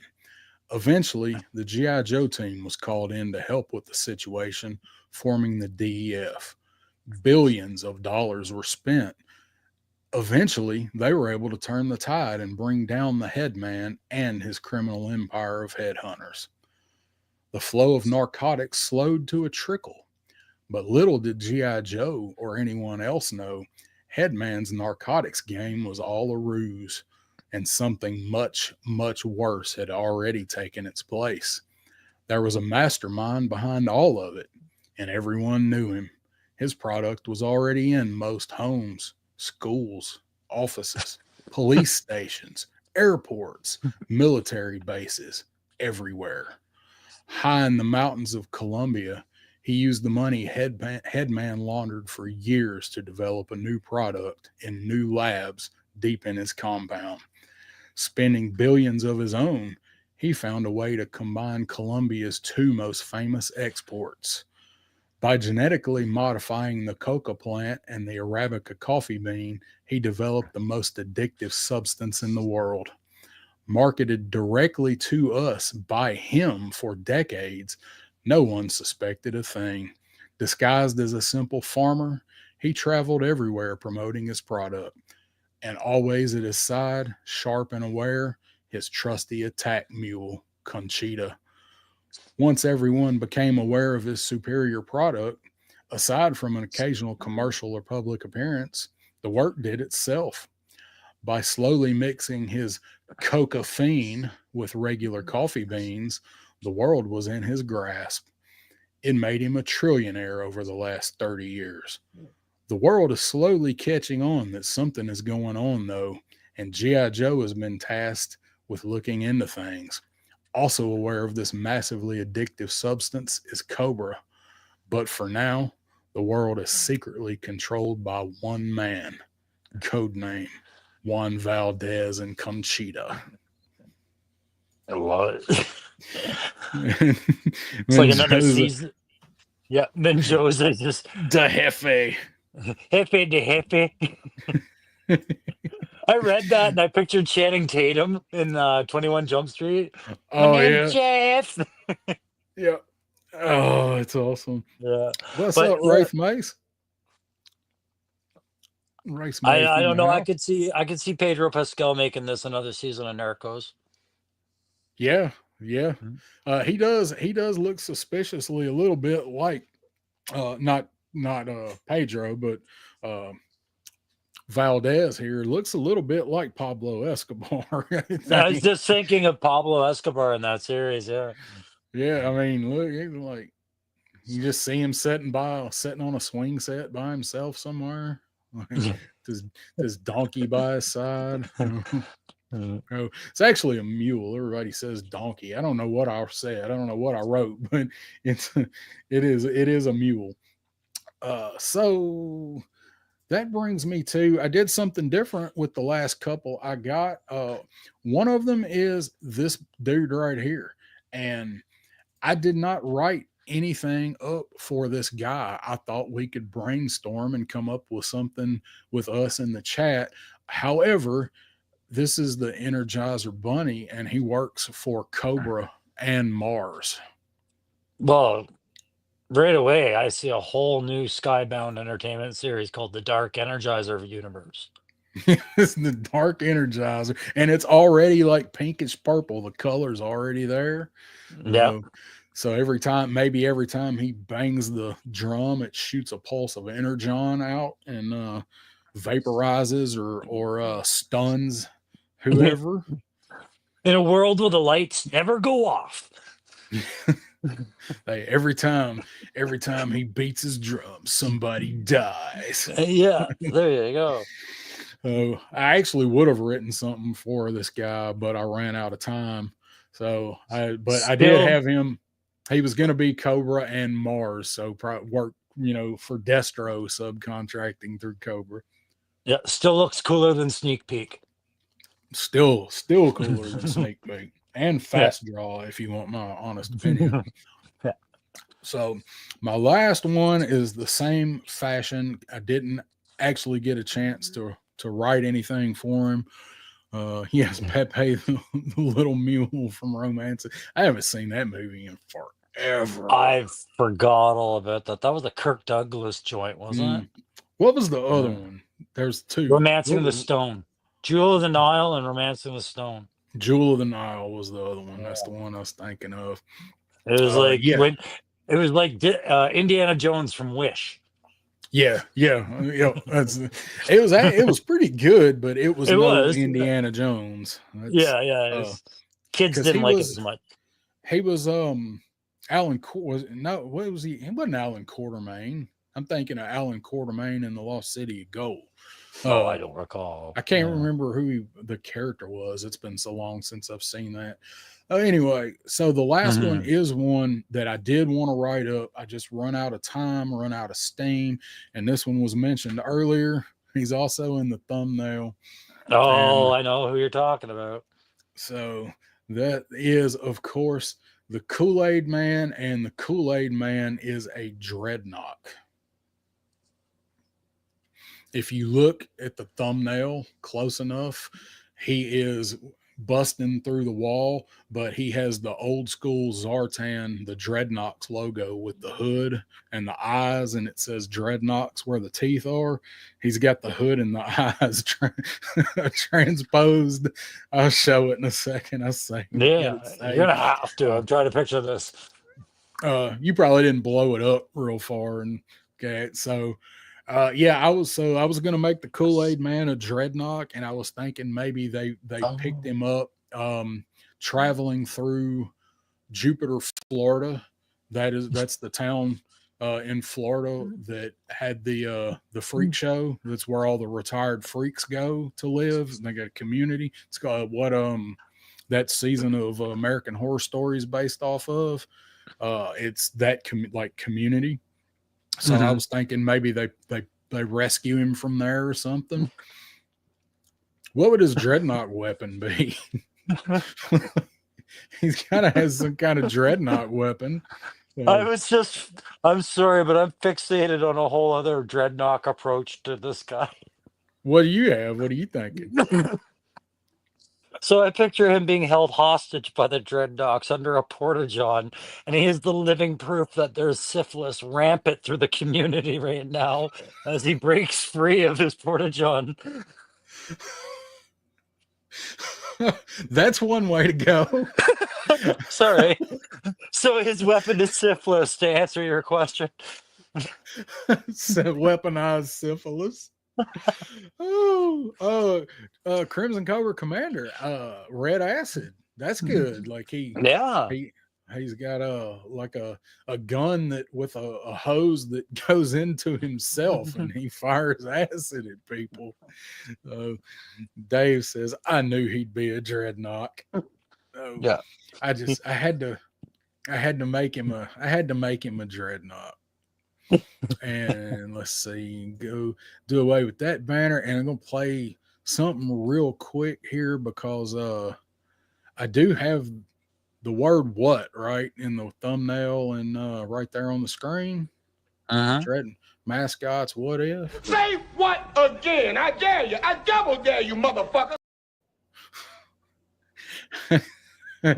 I just had it.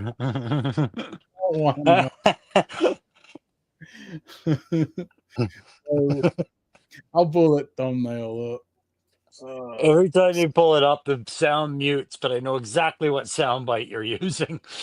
Did it not play the sound for it? No, it goes Oh, to mute for sound on mine. I don't know if they can hear it out there, but can you in guys hear my it? studio, I can't. It should, because I've got it. It's saved as a video clip in StreamYard. You guys hear it? It mutes our mics when you play a video clip. That's what it is. It's probably muted Okay. my mic. Yeah. Yeah, it mutes our mics. So So long as it's a say what again clip and not the does he look like a bitch clip. yeah, oh yeah, it is the say what again. This was the thumbnail that I made for it. So Yeah. you look back here in the back, he's got the Zartan transposed over him. Yes. Okay. Now I see what you were talking about. I do remember seeing that. Yeah. And I I have thought this you were. this Go ahead. live action McGruff picture. I won't let me. I Oh, saw there we that, go. and that made me. I was like, "Where did that come from?" Because it looks like McGruff is shooting at someone. Yeah, see, I set the whole thing up like the Hamburglar is running through this. I tried to create a recruiting center in a large warehouse, and this is what it Yeah, gave me. and this So was AI, right? yeah, the Yeah. background, yeah. So I set it up like the Hamburglar's running through here. There's Mr. Clean and the Marlboro Man sitting there, and they're all watching him run by. And I tried to find it like the bunny's chasing him. And Yeah. he's got the Cobra on there, and General's got G.I. Joe on there. I knew what I was doing.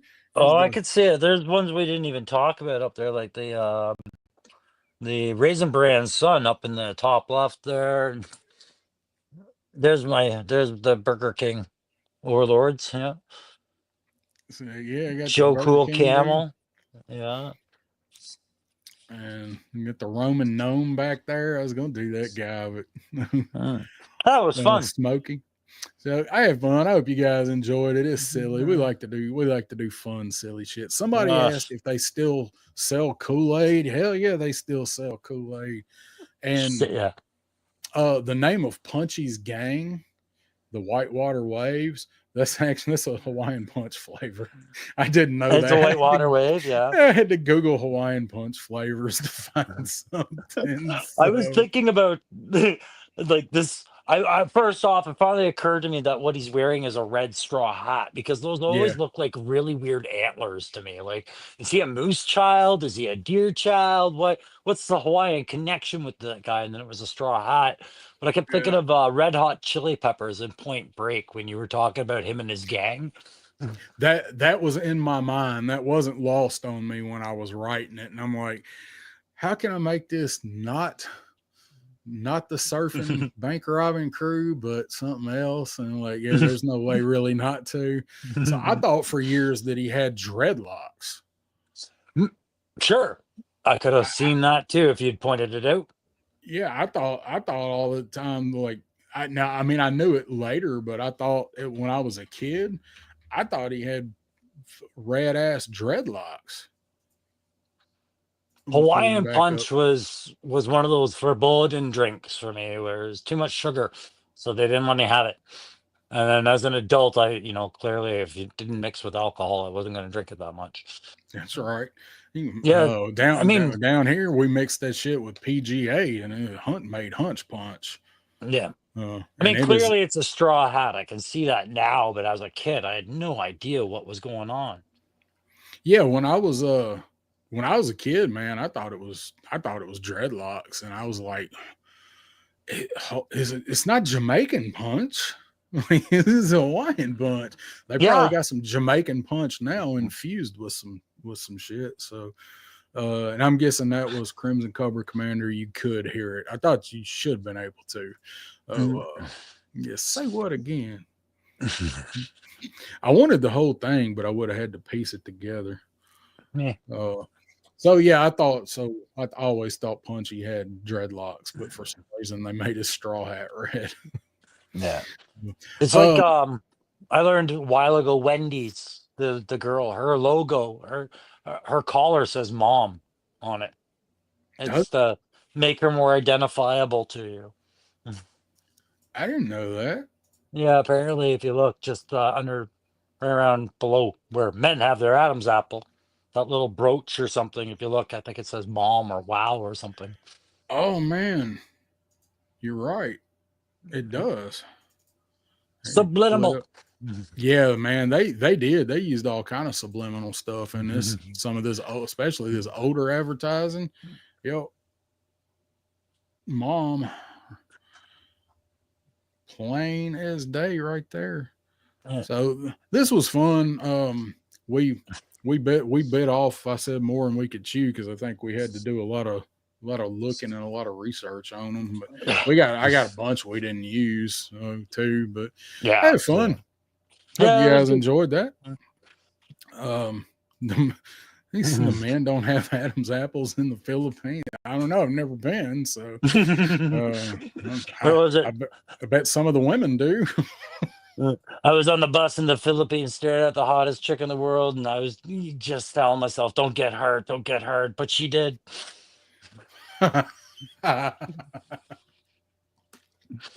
Damn it. Well, there goes this week's paycheck. I ain't got nothing else, Crow. You got anything Nah, else? me neither, bro. Got anything you working on or anything you doing or want to talk about or? Yeah, so I've been taking an extended absence from doing videos and reviews, just kind of waiting for some of the Joe stuff to filter in, of course, and eventually I'll talk about the figures I did get in one video. I'll say something like, well, what I got since New Year's, and then get that done. But I am back to building a certain piece of terrain. And the reason I did it was actually because of Matt Matson, of all people. He had gotten this neat fold out Deathstroke Castle thing that I watched him show everybody, and I was like, that's freaking cool. And then I saw a dollhouse at a local thrift store for, I think it's LOL or some crap. And I'm turning this thing into Destro's Castle, and it's about 1/3 of the way through. And I am doing it on a video step up. So you'll see time lapse photos and time lapse videos of me putting it all together. I will have it done, but it's about as big as a Costco shelf. So, and then Nice. we have a fire escape shelf that I also built that I'm just getting the last touches on, and then I'll do a video on that.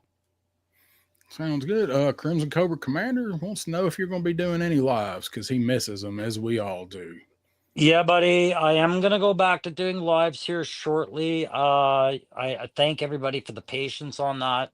You know, I am in the midst of a amicable split, so come March, my house will be my own and my son's, and I'll have more space around here. That's when I'll go back to live. But at some point between now and March, I will be doing a live to do a posthumous thanks for the 500 subscriber giveaway, and I'll be giving away some Joe comics and once again Cobra Commander. Okay, on the live, so watch for that. Thanks for letting me talk about that here, Darren. Of course, man. You gotta get the word out. Your people miss you, so and I see they're not getting enough of you by just seeing you live here every other week. So everybody misses you. I know Pop's out there, Triple C, you're out there, Darren, you're right here. Other guys who have them can attest. Sometimes you get a little bit really busy in life, and the YouTube has to go to the back burner for a couple minutes, and you know you feel bad about it, but what are you gonna do? You burn out. But no, I got lots of stuff to do. But I wanted to draw attention to Mr. Mad Gus.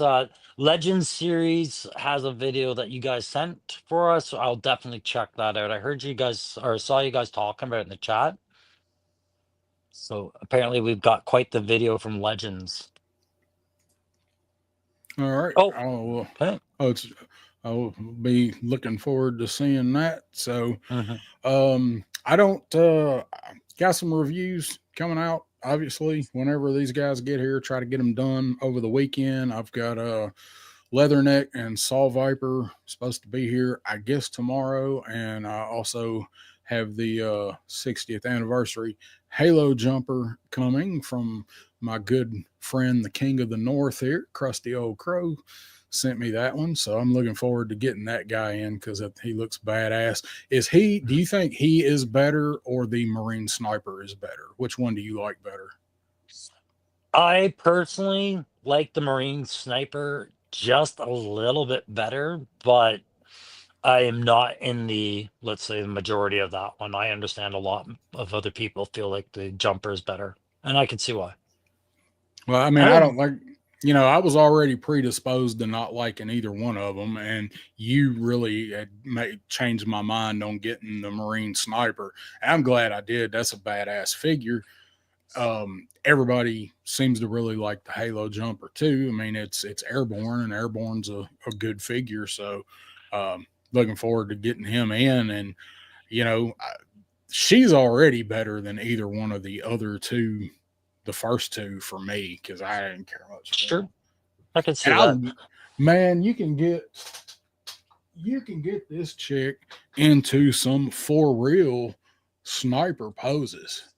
Yeah, that was the thing. Like when you're dealing with those small limbs and appendages and the same methods of articulation that they used for Helix and Shooter, it was a guarantee. Like that was going to be a good posable sniper, regardless of how you feel about the number of female snipers in the Joe line. Yeah. I mean, and I said that. I was like, did we need another one? No. Do I really care? No, that wasn't the reason that I didn't order this figure. It was just because of 60th line's kind of a miss for me. So I let's just, see. I Matthew didn't says think you're that. welcome. Yeah, for the Destro thing, yeah. No, I just didn't think she should have been a sniper. I really don't. I think Yeah. that ghillie suit wasn't the dice roll payoff they thought it was going to be, but the box salvaged everything, Yeah. and most of the other kit good to go. But if we had gotten, imagine if you okay, if you wanted a sniper rifle, imagine if we had gotten Snow Job's rifle Yeah. instead of Naga hides again, or getting away from that, just give her a regular assault rifle and call her a ranger, right? Yeah. But just I would have using, rather seen that too. yeah. But I don't blame them for it, and I think this figure went over really well. I just think, yeah, a bit of a waste Yeah. on the title of sniper. Yeah, I don't know why, if they wanted to do a female Marine, I don't know why they decided to make her a sniper. They've got enough other weapons and accessories in the line to do create something new. Why does she have to be anything? Why can't she just be like like a Marine, whatever? I mean, I guess she's got to have some kind of MOS, but why, Yeah, like, just and so why not they just a wanted, Marine? Why not just a badass assault chick? yeah, exactly. And I mean, like, there's other sub trades within the Marine Corps, same as any other military branch, that they could have touched on. It didn't have to be uniquely be a sniper, too. She could have been a few different roles, an engineer of sorts, like sub qual or a driver or something. It was just that sniper thing. I think I don't know why they steered away from the obvious. Do a guy, do two ethnicities, get that done. Why they went for the female, but I would have loved to have sat in that boardroom that day. Yeah, I would have just liked to sit in it when after they decided that part and said, "What about making her a sniper a year after we just gave them a female sniper?" Like, I've been back taking notes to like, what the fuck are these guys talking about? Like, we just got one of these. So, Yeah. uh, Mr. Madgus had said from what he saw, Leatherneck looks very short, and he is. He is a smaller figure, but I don't care. I don't think they all need to be the same size, but it is No. strange that they scaled Leatherneck down because I'm like what most people have said. You think of him being, he's a drill instructor, so you So think he's going to be a bigger dude, but I don't I don't really care. some of the most intimidating big Broncos of a guys I've ever met have been vertically challenged. But Yeah. I wonder, is there any validity to the idea of calling this guy Larry Neck after all? If maybe that height is relevant. I think maybe Lenny Lenny took some notes, and Maybe when Lenny said, sand those feet down a little bit. Let's take yeah, another could millimeter off. could be. So Mm. I don't think he's put a review out. I don't know if he's still here, but I know I saw the Saw Viper went up. I don't know if he's done Leatherneck or not, but I'm really interested to see Lawrence's review on Leatherneck. It's his best Oh, figure ever. yeah, this is my favorite classified. Yeah. Crimson Cobra Commander. I need the diver. Buy him on sale. Yeah, And the I like fireman. the I diver, definitely but want the fireman. I didn't mind the diver at all. I didn't have, but there was an excessive amount of eccentric kit to that thing. And Yes. if you were a simplest, you wouldn't liked it. If you liked having all those choices, I think it met what it was meant to do, where the soldier did not meet at all. Oh. Yeah. I mean, I like I give that figure a lot of shit. The diver, Mm. the figure's fine. I like the figure, but his diver gear is a complete fail. Yeah. It hard. So if you take all that shit off of him and use him as a, you know, green shirt type character backing up Torpedo or Shipwreck, whoever, the figure's fine. I mean, it looks Yeah. fine. It's Torpedo with a different head. So I Yeah. just So was like, eh. Yeah. So I'm looking at your Pop's comments there about the nurses and the doctors, and I absolutely 100% agree. If you weren't going to include the medic in the Marine or sniper or soldier or any of that, then it's going to be pretty important that we see that in this new 60th anniversary add-on line that has the firefighter. I really need to see some paramedics. I Yeah. think that just having Doc in the line isn't enough to reflect how critical those roles are on all fronts. And Yeah. honestly, I think they are scene builders in their own right when you've got a medical team on the shelf, right? So And if you're doing like a diorama or a scene or whatever, and it's, urban, you got buildings or streets or whatever, background characters or mhm. people, like you said, paramedics on the scene of something, you got something blowing up, Cobra's done something. I would like to see those figures too. I Yeah. think that's definitely something. And Crimson Cobra Commander, I heard police are coming. Yeah, same. I just, not SWAT. Give me Yeah. something. Give me anything. Give me a fucking detective in a sport coat as opposed to another SWAT guy. So I was hinting at some of these two guys, and I love seeing it in the comments right now. I see Menjoza mentioning smoke jumpers, right? Very critical, especially relevant right now with what's Yeah, going on in California, right? Like these guys, those definitely deserve some recognition. they never I'm get a love. You never see smoke Yeah, jumpers right. get any love. Exactly. One of the ones I'd like to see come into the line is a combat camera, like military reporters and things like that, the press and the media. I'd like to Yeah, see a representation of that. I get like Joker, Mhm. Full Metal Jacket, Well, just Rafta Man, bullet riddled Rafta Man. somebody with that blue media vest that is a Yeah, liability for your Joes to protect or an asset, depending on his reporting. got If the you're got recreating Scoop, the right? the tack vest with the press patch on it. Yeah. And I w- bought at Target, which is on the back. yeah, I wouldn't mind seeing one of those, which is weird, but in that style. But when people talk about Scoop, like I don't like Scoop. I don't want Scoop, but I would like to see a embedded journalist figure. If they And that's turn just it. Scoop into that, okay. But if not in the legacy line, that would be a cool idea. I just know that in the cartoon they made him very much a heel of a character. Like there was just no redeeming him.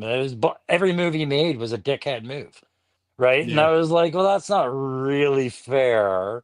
It's a nice way to spin the media's problem with GI Joe for sure, but it's not realistic. Like, Hector Yeah, Ramirez. I love the idea of Hector Ramirez there instead, right? But yeah. That would yeah, be if they did the comic cartoon line we talked about earlier.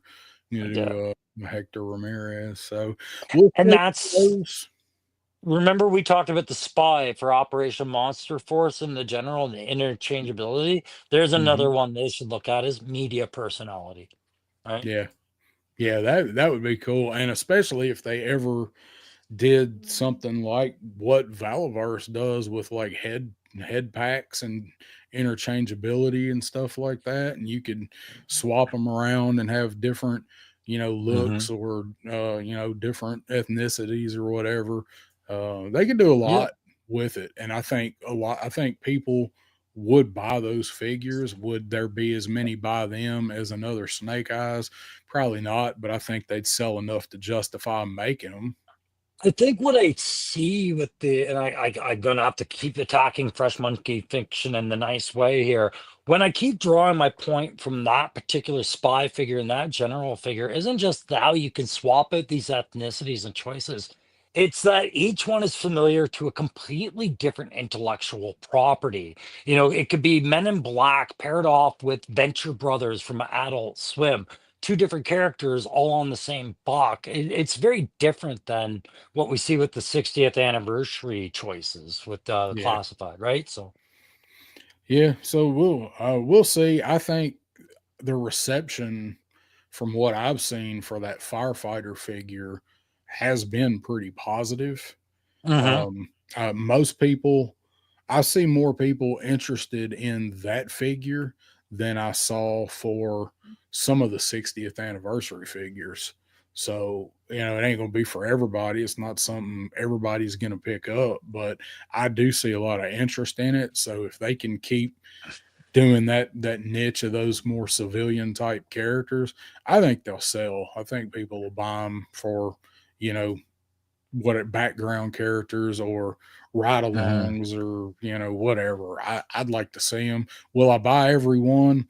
Probably not, but I'd like to get most of the ones we talked about. Your nurse, smoke jumper, regular like plainclothes cop. I'd buy those. Yeah. And Mm, I'm inclined to agree. And I do see a separate market for these than just your traditional toy collector. Hey, Frank yeah. Demonio, how you doing, man? What's up, Frank? I'll tell you, like when I saw that they used that chrome like it almost like vac seal on the sledgehammers and those effects on the firefighter. It got me thinking what a great gift this would be if you knew a firefighter in New York City working right now, right? And Yeah, you give them this figure, as a gift or something. I knew a lot of guys in the military that had a lot of the McFarlane soldier line sitting on their desks if they were working in ops and things like that. They would have a little 6-inch figure if of an infantry or a sniper for the guy that worked across in the sniper det. And I think about firefighters, paramedics, cops, all those guys. What a great gift that is, whether you're into toys or not, to have your trade represented, right? yeah, that'd be awesome. We've talked about that. I know Pop Blunter and I have talked about that very thing. And Hmm. I used Barbie for an example because she's been everything. I was Yeah. in to just today. I got a dentist office that I service for work, and I was in there today, and every one of the stations has the dentist Barbie on a shelf in there. The dentist that runs it is a woman, and she's like got that for every one of her dental assistants and other oral surgeons and shit that work for her. They all Mhm. have that dentist Barbie, and it'd be awesome if you went in like a police station and they all had the little GI Joe 60th anniversary officer, and if they branch that out, maybe they do a plain clothes, a detective, a whatever, and then those guys could have their own specialty. I'd love that because firefighters, this firefighter figure, that's definitely going to be something that they're all going to have. Once, even Oh though, yeah. like you said, don't collect GI Joe, don't know anything about it, they see it somewhere, or somebody buys it for them. It's really smart. I mean, as long as you keep they pick professions they know there's a lot of and would like to be represented like that. I don't think you're going to get like a, dude that drives the street sweeper downtown at 3:30 in the morning, but Well, maybe, I don't wait, know. 3 to That'd be a 4, cool, maybe. yeah, be a cool custom. Sanitation But workers, they're kind of yeah, heroes, right? You know, yep. somebody doesn't pick your garbage up for a month, you'll know. Anybody that works at that level in government service is a damn hero. I tell you. Yeah. So I think I'm about ready to wrap it up, man. Unless you got anything else. Yeah. So all right. I think Well, yeah, I've got it all covered. So you mentioned stuff you're working on and stuff you got coming out, and I'm gonna be hopefully getting a couple reviews done in the next few days and get them up. So if I have any newer subscribers watching tonight, thank you and welcome to the show. I meant to say that at the beginning. I've got a few new ones in the last week or two, I think, because people are searching Xandar. right. And hey, man, yeah, you're getting close to that next big milestone, right? Yeah, think I'm 5 away from 400, which is about 390 more than I thought I'd ever have. So Oh, and it's Pop is in there right now in the chat, and him and Matt are been going back and forth. But you guys are going on next Wednesday, right?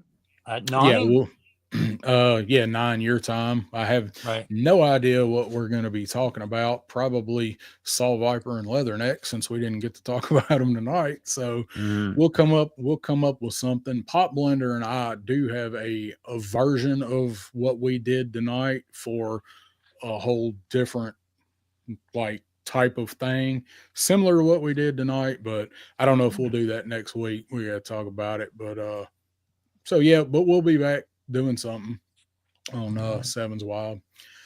So fellas, that is all we got for you tonight, and any ladies that might be watching. So thank you guys for tuning in to Backyard Battlefield, and we'll see you guys in 2 weeks.